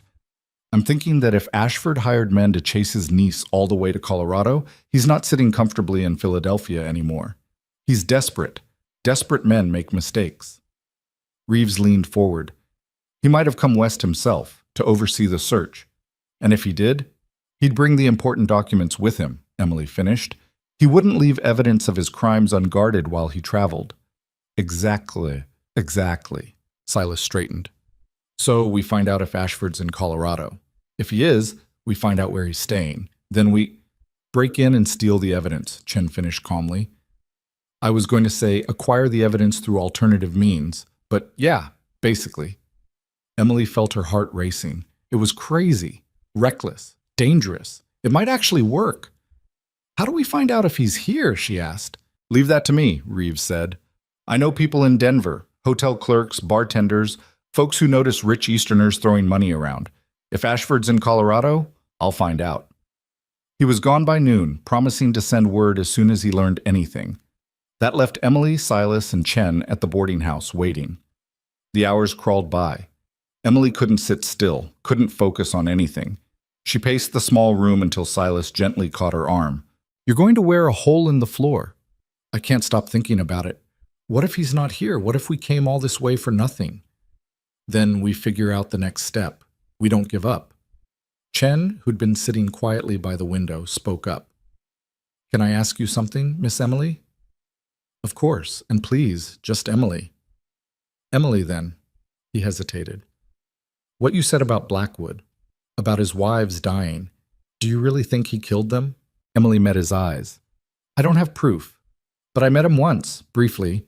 My uncle introduced us at a social function, and the way he looked at me, she shuddered. It wasn't the look of a man interested in marriage. It was the look of a man appraising property he intended to own. And your uncle knew this? My uncle didn't care. All he saw was the money. Chen nodded slowly. My sister was in a similar situation, back in San Francisco. A merchant wanted to marry her, pay our father a bride price. The merchant was old, mean, had gone through 3 wives already. My father was going to agree. The money would have saved our family business. What happened? Silas asked. I helped her run away, got her on a ship to China, back to our mother's family. Chen's expression was distant. My father disowned me for it, said I'd destroyed the family's honor, but I couldn't. His voice cracked. I couldn't let her be sold like that. Emily felt tears prick her eyes. Is she safe now? Last I heard, yes. She married a teacher in Canton, has 2 children. She's happy. Chen looked at Emily. That's why I'm helping you, because I remember what it felt like to be powerless, and I remember what it felt like to fight back. Before Emily could respond, footsteps pounded up the stairs. The door burst open and Reeves stood there, breathing hard, eyes bright with urgency. Found him. Ashford's in Denver. Checked into the Brown Palace Hotel 3 days ago. And get this, Blackwood's with him. Emily felt the blood drain from her face. Cornelius is here? Both of them. Apparently they're coordinating the search personally. Reeves grinned, but it wasn't a pleasant expression. Which means all their evidence is probably in that hotel room. Silas was already moving, checking weapons, gathering supplies. How long to Denver? Half a day by train, hour more by horse if we want to avoid being seen at the station. We ride then. I don't trust trains, too many witnesses. Silas looked at Emily. You ready for this? Was she ready? Ready to face the men who'd tried to enslave her? Ready to break into a hotel room and steal documents that could destroy them? Emily thought about the woman who'd stepped off that wagon months ago, terrified, fragile, running blindly into the unknown. That woman was gone. In her place stood someone harder, someone who'd survived winter on a brutal mountain, who'd learned to hunt and trap and fight, someone who'd killed a wolf and faced down armed men and watched her home burn without breaking, someone who was done running. I'm ready, she said. They rode out within the hour, 4 people on horseback heading toward Denver and whatever waited there. The journey passed in tense silence, each of them lost in their own thoughts. As the sun began to set, the city came into view. A sprawl of buildings nestled against the foothills, electric lights beginning to glow in the gathering dusk. It was bigger than Cedar Falls, more civilized, more dangerous. Somewhere in that city, Richard Ashford and Cornelius Blackwood were planning her future. They had no idea she was planning theirs. They found a stable on the outskirts where Reeves knew the owner, a grizzled old man who asked no questions and charged fair rates. The horses secured, they made their way into the city proper. The Brown Palace Hotel dominated downtown Denver, a grand building of red sandstone with multiple stories and elegant arched windows. Wealthy guests moved in and out through the front entrance, dressed in finery that made Emily acutely aware of her rough trail clothes. We can't just walk in there, she said quietly. No, Reeves agreed, but I know someone who works in the kitchen. She might be able to tell us which room Ashford's in, when he's likely to be out. And then? Then we wait for our chance. Get in, get the documents, get out. They spent the next hours in careful reconnaissance. Reeves's contact, a young woman named Mary who worked in the hotel kitchen, confirmed that Ashford and Blackwood were sharing a suite on the 4th floor. They took most of their meals in the hotel restaurant, usually dining from 7 to 9 in the evening. That gives us a 2-hour window, Chen said. Maybe less if they decide to come back early. It'll have to be enough, Silas said. He looked at Emily. You know what we're looking for. Financial records, correspondence, anything that proves what he did. I know. Once we're in that room, we move fast, no hesitation. Grab what we can and leave. What if they come back while we're inside? Emily asked. Silas's expression hardened. Then things get complicated, but we'll deal with it if we have to. At 6:30, they positioned themselves in an alley across from the hotel. Through the large windows, they could see the restaurant. And at 7 o'clock sharp, 2 figures entered and took a table near the back. Richard Ashford was older than Emily remembered, his hair gone mostly gray, his face lined with stress. But his clothes were expensive, his manner imperious as he snapped orders at the waiter. Beside him sat Cornelius Blackwood. Emily had only met him once, but she'd never forgotten that face. He was perhaps 50, well-dressed, with cold eyes and a thin-lipped smile that never reached them. As she watched, he gestured while speaking, and even from this distance she could see the calculation in his movements. Everything measured, everything controlled. A predator in gentleman's clothing. That's him? Silas asked quietly. Yes. She felt Silas tense beside her, saw his hand drift toward the pistol at his belt. For a moment, she thought he might do something rash, march into that restaurant and settle this the direct way. But he took a breath, pulled his hand back. Later, he murmured. First we get the evidence. Then we make them pay. With Ashford and Blackwood occupied, they made their move. Mary had provided them with a service entrance key, and they slipped into the hotel through the back, moving quickly up the servants' stairs to the 4th floor. The hallway was empty, lit by gas lamps that cast dancing shadows. Reeves kept watch at the stairwell while Silas worked on the suite's lock. Emily was surprised at how skilled he was. The lock clicked open in less than a minute. "Misspent youth," Silas said at her expression. "I'll tell you about it later." Inside, the suite was opulent. Thick carpets, elegant furniture, crystal decanters of whiskey on a side table. It made Emily's skin crawl, seeing the luxury her uncle surrounded himself with. Luxury bought with her inheritance. "Spread out," Silas said quietly. "Look for anything useful. We've got maybe 90 minutes. Emily moved to the desk, a massive mahogany piece covered with papers. She began sorting through them, her hands shaking slightly with adrenaline and anger. Letters. Business correspondence. Nothing useful. Then she found it. A leather portfolio tucked in the bottom drawer. Inside were bank statements, her father's accounts, and transaction records showing systematic withdrawals, all signed by Richard Ashford as her legal guardian. But the dates were wrong. The withdrawals had started before her parents died, while they were still alive. Emily's breath caught. "Silas, look at this." He was beside her in an instant, scanning the documents. His expression darkened. "He didn't just steal your inheritance after they died. He was embezzling from your father while he was alive. And these dates, some of these withdrawals happened while my parents were sick, while they were dying." Emily's voice shook. "He stole from them while they were too ill to notice." "There's more here," Chen said from across the room. He was holding a folder of correspondence. Letters between Ashford and Blackwood, negotiating your marriage, discussing terms of payment. He spread the letters on the table, and Emily read with growing horror. Her uncle hadn't just arranged a marriage. He'd sold her, quite literally. Blackwood had agreed to pay $30,000 for exclusive rights to marry her, with additional payments contingent on producing an heir. She was chattel, breeding stock, a transaction. "This is enough," Reeves said, gathering documents. "This proves fraud, embezzlement, human trafficking." A sound from the hallway. Voices. They all froze. "Finish this discussion in the room," Ashford's voice carried clearly. "I don't like conducting business in public." "They're back early," Chen hissed. Silas was already moving, shoving documents into his coat, gesturing for the others to hide. But there wasn't time. The door was opening. Richard Ashford stepped into the suite and stopped dead, his eyes going wide with shock. "Emily?"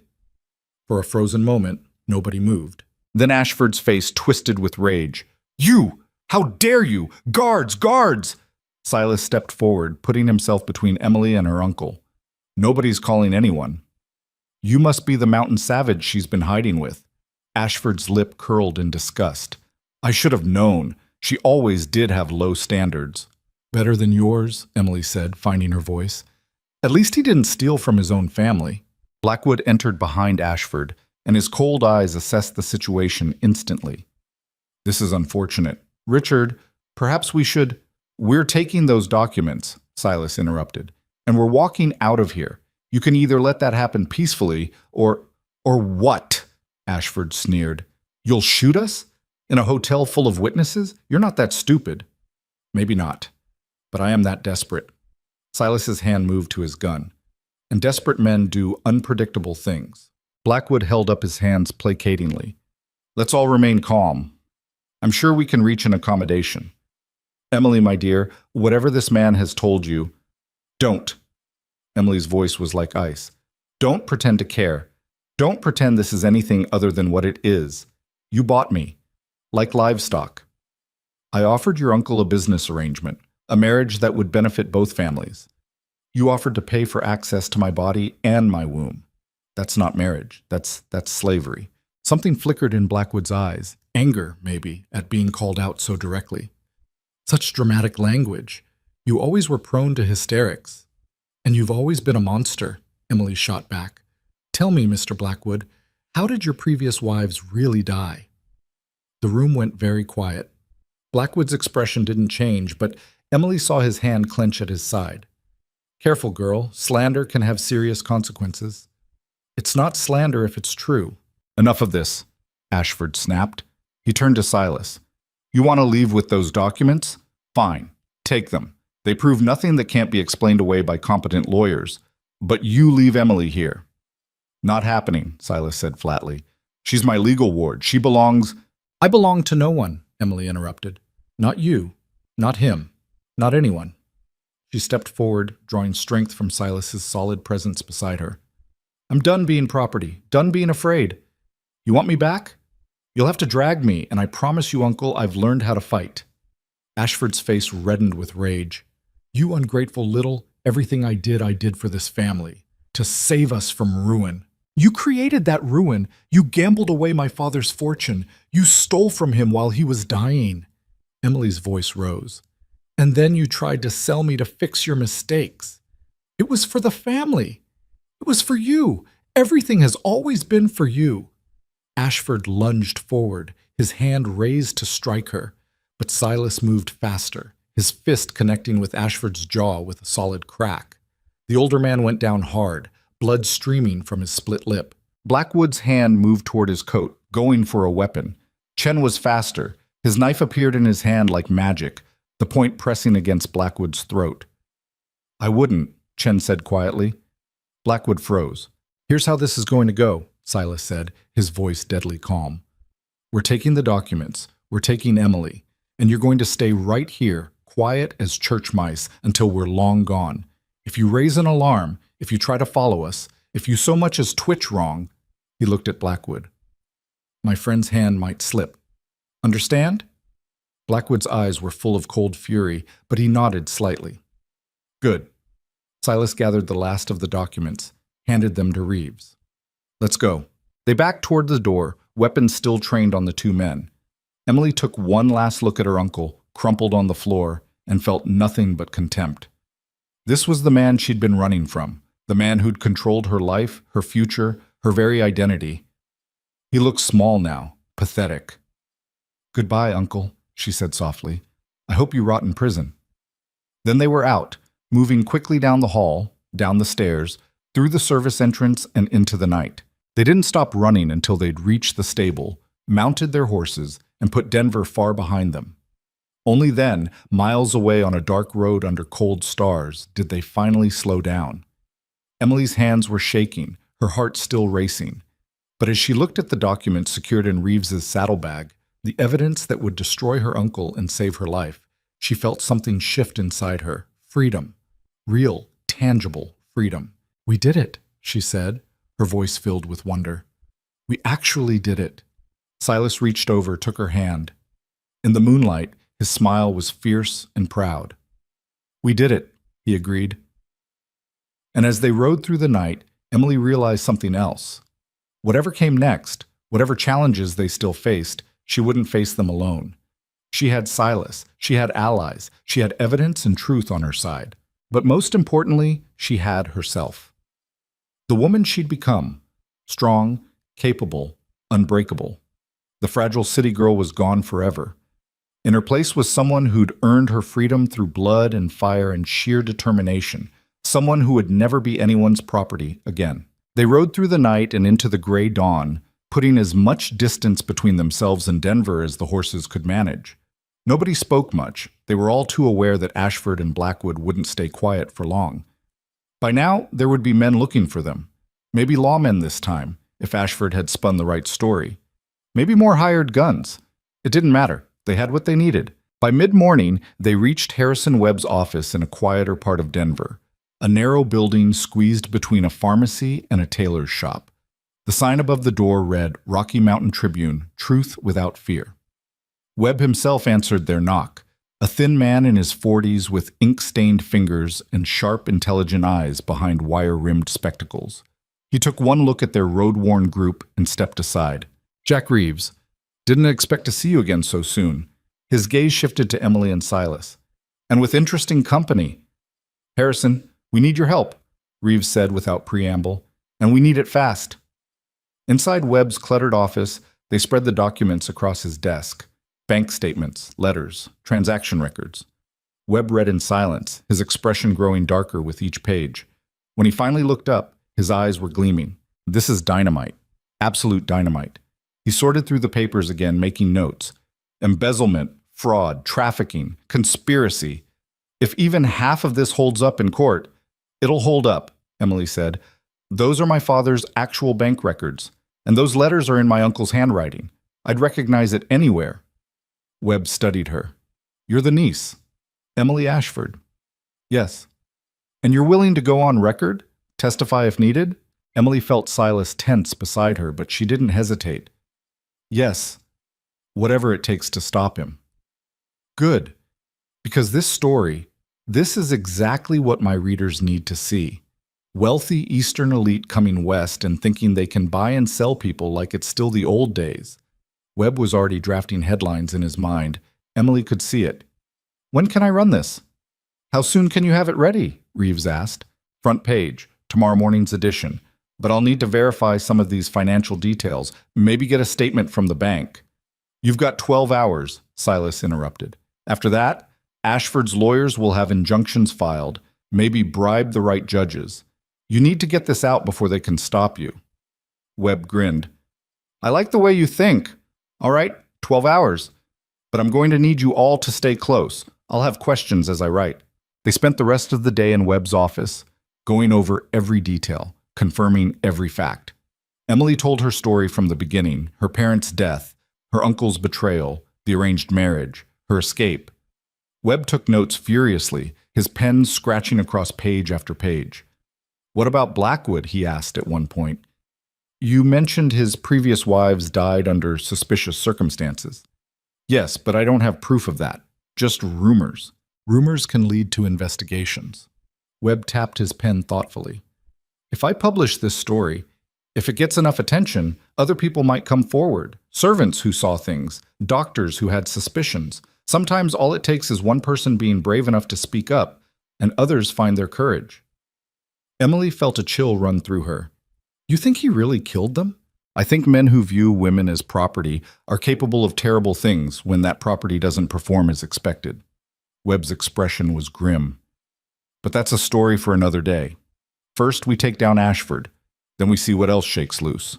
As evening fell, Webb sent them to a boarding house run by a friend of his, a stern-faced woman named Mrs. Patterson who asked no questions and showed them to clean, simple rooms. Emily collapsed onto the bed, exhaustion finally catching up with her.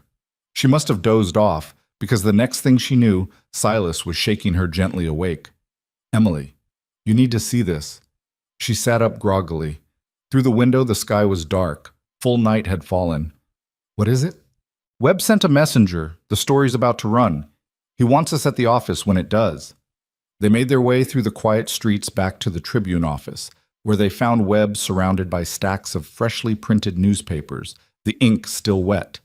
The headline blazed across the front page in bold type: "Eastern Elite Exposed.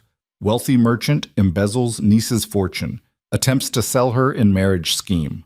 Below it, Webb's article laid out everything in damning detail: the embezzlement, the gambling debts, the transaction with Blackwood, Emily's escape, and the pursuit that followed. He'd even included excerpts from the letters, showing in Ashford's own words how he'd negotiated her sale. "It's perfect," Reeves breathed. "It's the truth," Webb said simply. "Now we just have to see if anyone cares." They didn't have to wait long. By morning, the Tribune's office was besieged. People lined up to buy copies, the stack of papers disappearing in hours. Other newspapers sent reporters demanding to know more. A federal marshal appeared, asking questions, taking notes, promising investigations. And then the lawyers came. 3 of them, representing Richard Ashford, demanding retractions, threatening lawsuits, waiving injunctions. Webb met them at the door with a smile that was all teeth. "Gentlemen, I suggest you read the libel laws carefully. Everything in that article is documented fact. If your client wants to sue, he's welcome to try, and I'll see him in court with every scrap of evidence I've got." The lawyers blustered and threatened, but Webb didn't budge. Eventually, they left, and Emily could see the worry in their eyes. They knew what she knew. This wasn't going away. The story spread like wildfire. By the 3rd day, newspapers across the territory had picked it up. By the end of the week, Eastern papers were running their own versions. Suddenly, Richard Ashford wasn't a respected merchant. He was a criminal and a scandal. And Cornelius Blackwood was facing questions he'd avoided for years. 2 women have come forward, Webb told them one morning, almost vibrating with excitement. Former servants of Blackwood's. They're willing to testify about what they saw, bruises on his wives, arguments, threats. It's not proof of murder, but it's damning as hell. Emily felt sick and vindicated at the same time. Will it be enough? Combined with everything else? The way he tried to buy you? The pattern it shows? Webb nodded firmly. Yeah, I think it'll be enough to at least get a real investigation, maybe even charges. The federal marshal returned a week later with news. Richard Ashford had been arrested on charges of embezzlement and fraud. Cornelius Blackwood was under investigation for conspiracy and was being questioned about the deaths of his previous wives. You did it, the marshal told Emily. Your testimony, these documents, you brought down two very powerful men. Emily wanted to feel triumphant. Instead, she just felt tired. That evening, she sat with Silas on the steps outside Mrs. Patterson's boarding house, watching the sun set over the mountains in the distance. It's really over, she said softly. The legal part is, still have to see how the trials go. But I'm free, really free. They can't touch me anymore. Silas took her hand, laced his fingers through hers. No, they can't.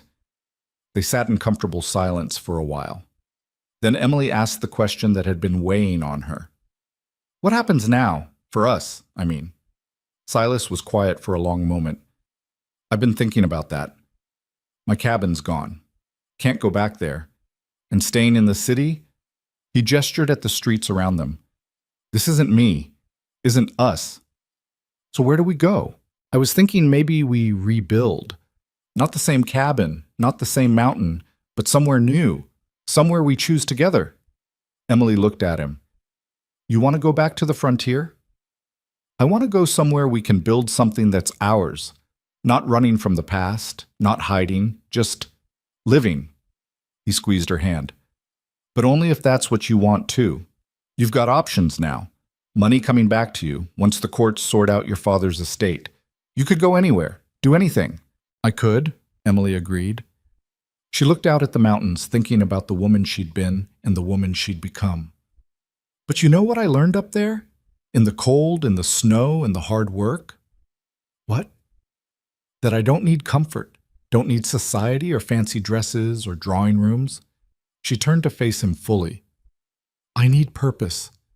I need to feel like my life means something, and I need... She paused, gathering courage. I need you. Silas's expression softened. Emily, I love you, she said simply. I think I have for a while now. Maybe since that day with the wolves, maybe earlier. I don't know exactly when it happened, but it did. I love you too, Silas said roughly. Have since you held that damn ladder in the blizzard and didn't panic. Probably before that, if I'm honest.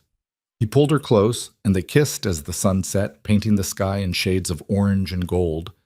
When they finally pulled apart, Emily was smiling. So we rebuild. Together. Together, Silas agreed, but maybe somewhere a little less isolated this time. I'm thinking a homestead claim, somewhere with decent land. Maybe we run some cattle, do some farming, build a real home. With neighbors? Within reasonable distance, yeah. Turns out total isolation isn't all it's cracked up to be. Emily laughed. Who would have thought? Over the next weeks, things moved quickly. The courts, pressured by public outrage and Webb's relentless reporting, moved to seize Ashford's assets and restore Emily's inheritance. It would take time to sort out. Lawyers said months, maybe a year, but the outcome was certain. Blackwood, meanwhile, faced a grand jury investigation. The evidence was circumstantial, but mounting. His business partners began distancing themselves. His political connections dried up. Even if he wasn't convicted of murder, his reputation was destroyed. Emily testified twice, once at Ashford's preliminary hearing, once before the grand jury investigating Blackwood. Both times, Silas sat in the gallery, a solid, reassuring presence. And both times, Emily told the truth without flinching. When Ashford was led away in chains after being denied bail, he looked at her with pure hatred. You destroyed me, he spat. Your own family. Emily looked him in the eye. No, you destroyed yourself. I just made sure everyone knew about it. After the hearing, Webb caught up with them on the courthouse steps. That was brave, he said to Emily, facing him like that. It needed to be done. Still, not everyone could do it. Webb pulled out his notebook. I'm writing a follow-up piece. about women finding their voice, fighting back against men who think they're untouchable. Would you be willing to say a few words on the record? Emily considered. Part of her wanted to disappear, to leave all this behind and start fresh where nobody knew her story. But another part, the stronger part, knew that staying silent helped no one. What do you want to know? Webb asked her about fear, about courage, about what it took to stand up to powerful men. Emily answered honestly, choosing her words carefully. I think a lot of women are in situations like I was, she said finally, trapped by men who have power over them, legally, financially, socially, and they don't speak up because they're afraid. Afraid of not being believed, afraid of losing everything, afraid of being alone. What would you say to those women? Emily thought about the journey that had brought her here. The desperate flight, the brutal winter, the slow transformation from victim to survivor to fighter. I'd say you're stronger than you think, stronger than they want you to believe, and that there are people who will help you, if you're brave enough to ask. She looked at Silas, standing a few feet away, giving her space but always there. You don't have to fight alone, and you don't have to accept a life you don't want just because someone else decided that's how it should be. Webb scribbled furiously. That's good. Really good. One more thing, Emily added. To the men who think they can control women like property, your time is ending. We're not staying quiet anymore. We're not accepting it anymore. And every time one of you falls, it makes it easier for the next woman to speak up. The article ran the following week, sparking even more discussion. Emily received letters from women across the country, some thanking her, some sharing their own stories, some asking for advice. She answered what she could, offering encouragement and resources. But she also knew that her public role in this fight was coming to an end. She'd done what she needed to do, told her truth, helped bring justice. Now it was time to build something new. 2 months after the confrontation in the hotel, Emily and Silas stood on a piece of land about 50 miles north of Denver. It was beautiful country, rolling grassland backed by pine-covered hills, with a clear stream running through the property and the mountains visible in the distance. What do you think? Silas asked. Emily turned in a slow circle, taking it all in. The land was wild, but not brutal. Remote, but not isolated. There was a small settlement about 5 miles east, close enough for community, far enough for privacy. I think it's perfect. They'd bought it with a combination of Silas's savings and an advance on Emily's inheritance, which the courts had finally begun to release. 160 acres, with water rights and good grazing land. Room to build a home. A real one. We'll put the cabin over there, Silas said, pointing to a slight rise with good drainage and a view of the mountains.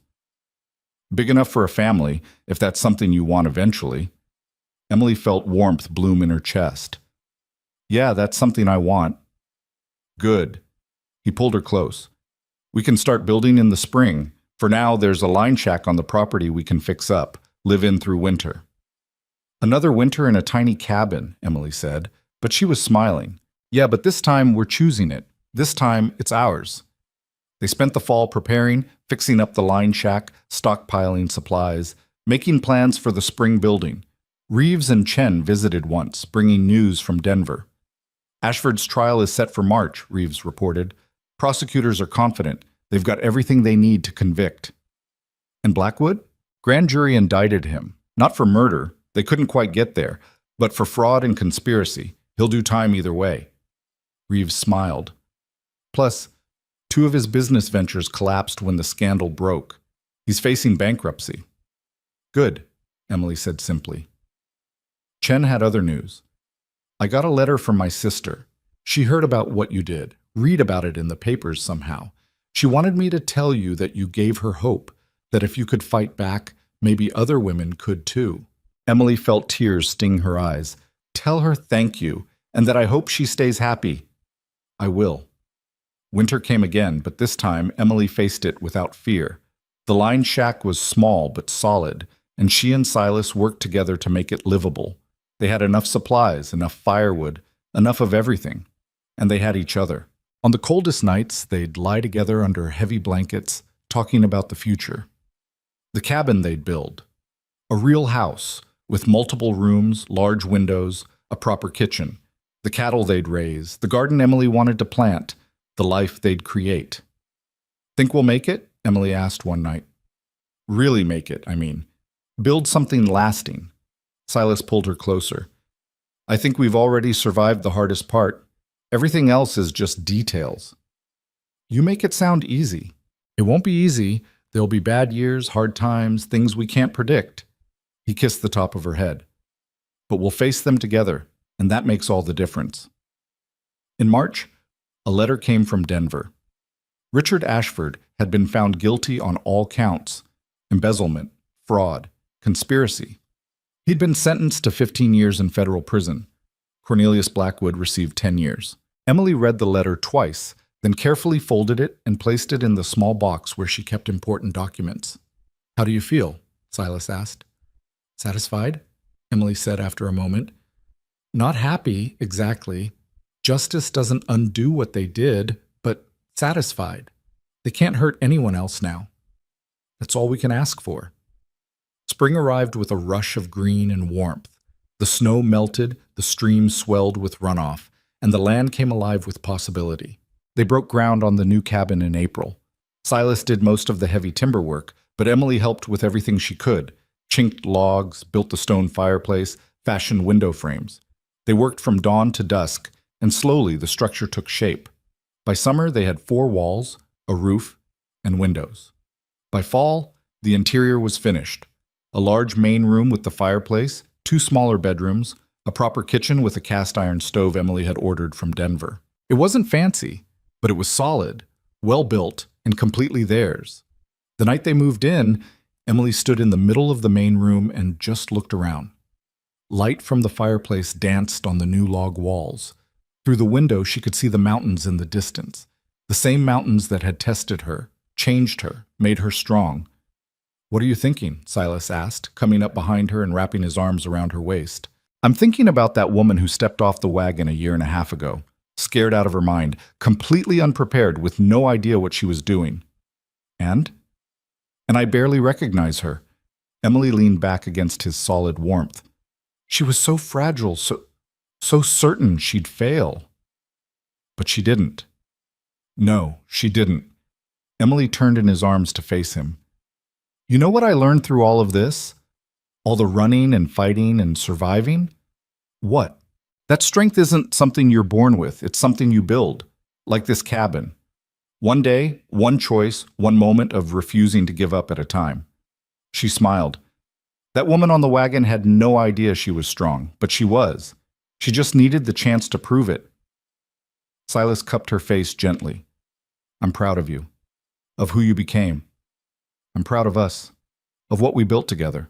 They stood there in their new home, holding each other, and Emily felt something she'd never experienced before. Not just safety or security or even love, though she felt all of those things. She felt complete, like all the broken pieces of her life had finally come together into something whole and right and real. 2 months later, Harrison Webb made the journey to visit them. He brought copies of his latest articles, follow-ups on the Ashford case, investigations into other wealthy men exploiting women and the vulnerable. The scandal had sparked a movement, he told them. Women across the country were speaking up, demanding justice, refusing to stay silent. You started something important, he told Emily. You know that, right? I just told my truth. That's how it starts.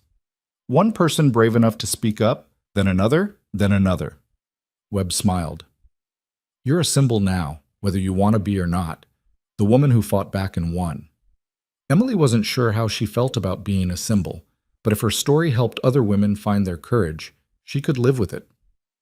After Webb left, she and Silas sat on the porch they'd built, watching the sunset paint the sky in brilliant colors.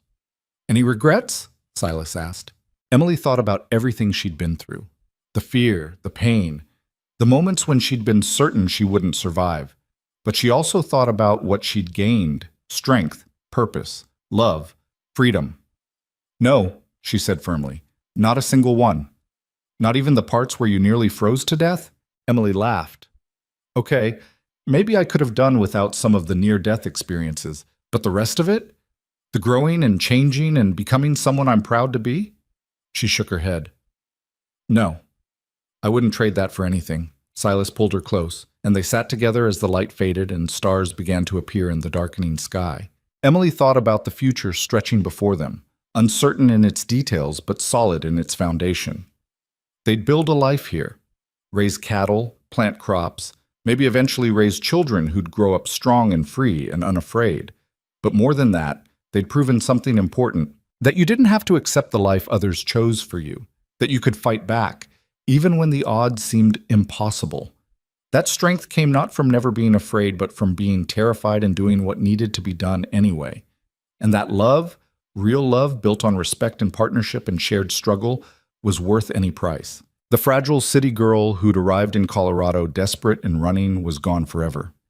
In her place was a woman who'd faced winter and wolves and armed men and won. A woman who'd brought down powerful criminals through courage and truth. A woman who'd chosen her own path and walked it without apology. Emily had learned that survival wasn't just about staying alive. It was about deciding what kind of person you wanted to be and fighting to become that person, no matter what stood in your way. She'd learned that home wasn't a place. It was the people you chose to stand beside, the life you built with your own hands, the freedom to be yourself without fear. And she'd learned that sometimes the hardest journeys led to the most beautiful destinations. As full darkness fell and the first chill of evening crept in, Silas stood and offered his hand. "Come on, let's go inside. I'll build up the fire." Emily took his hand and let him pull her to her feet. Together, they walked into their home. Not the one they'd been given or inherited or forced into, but the one they'd built themselves. Behind them, the mountains stood silent and eternal, witnessing their story as they'd witnessed countless others. Stories of struggle and survival, of people who came to the frontier looking for something, gold, land, freedom, escape, and sometimes found what they truly needed instead. Emily and Silas had come to the mountains as strangers, broken by their pasts, running from demons they couldn't fight. They'd left as partners, healed by shared hardship, ready to face whatever came next. And that, Emily thought, as Silas closed the door behind them and the warmth of home wrapped around her like an embrace, was the best kind of ending, or rather, the best kind of beginning.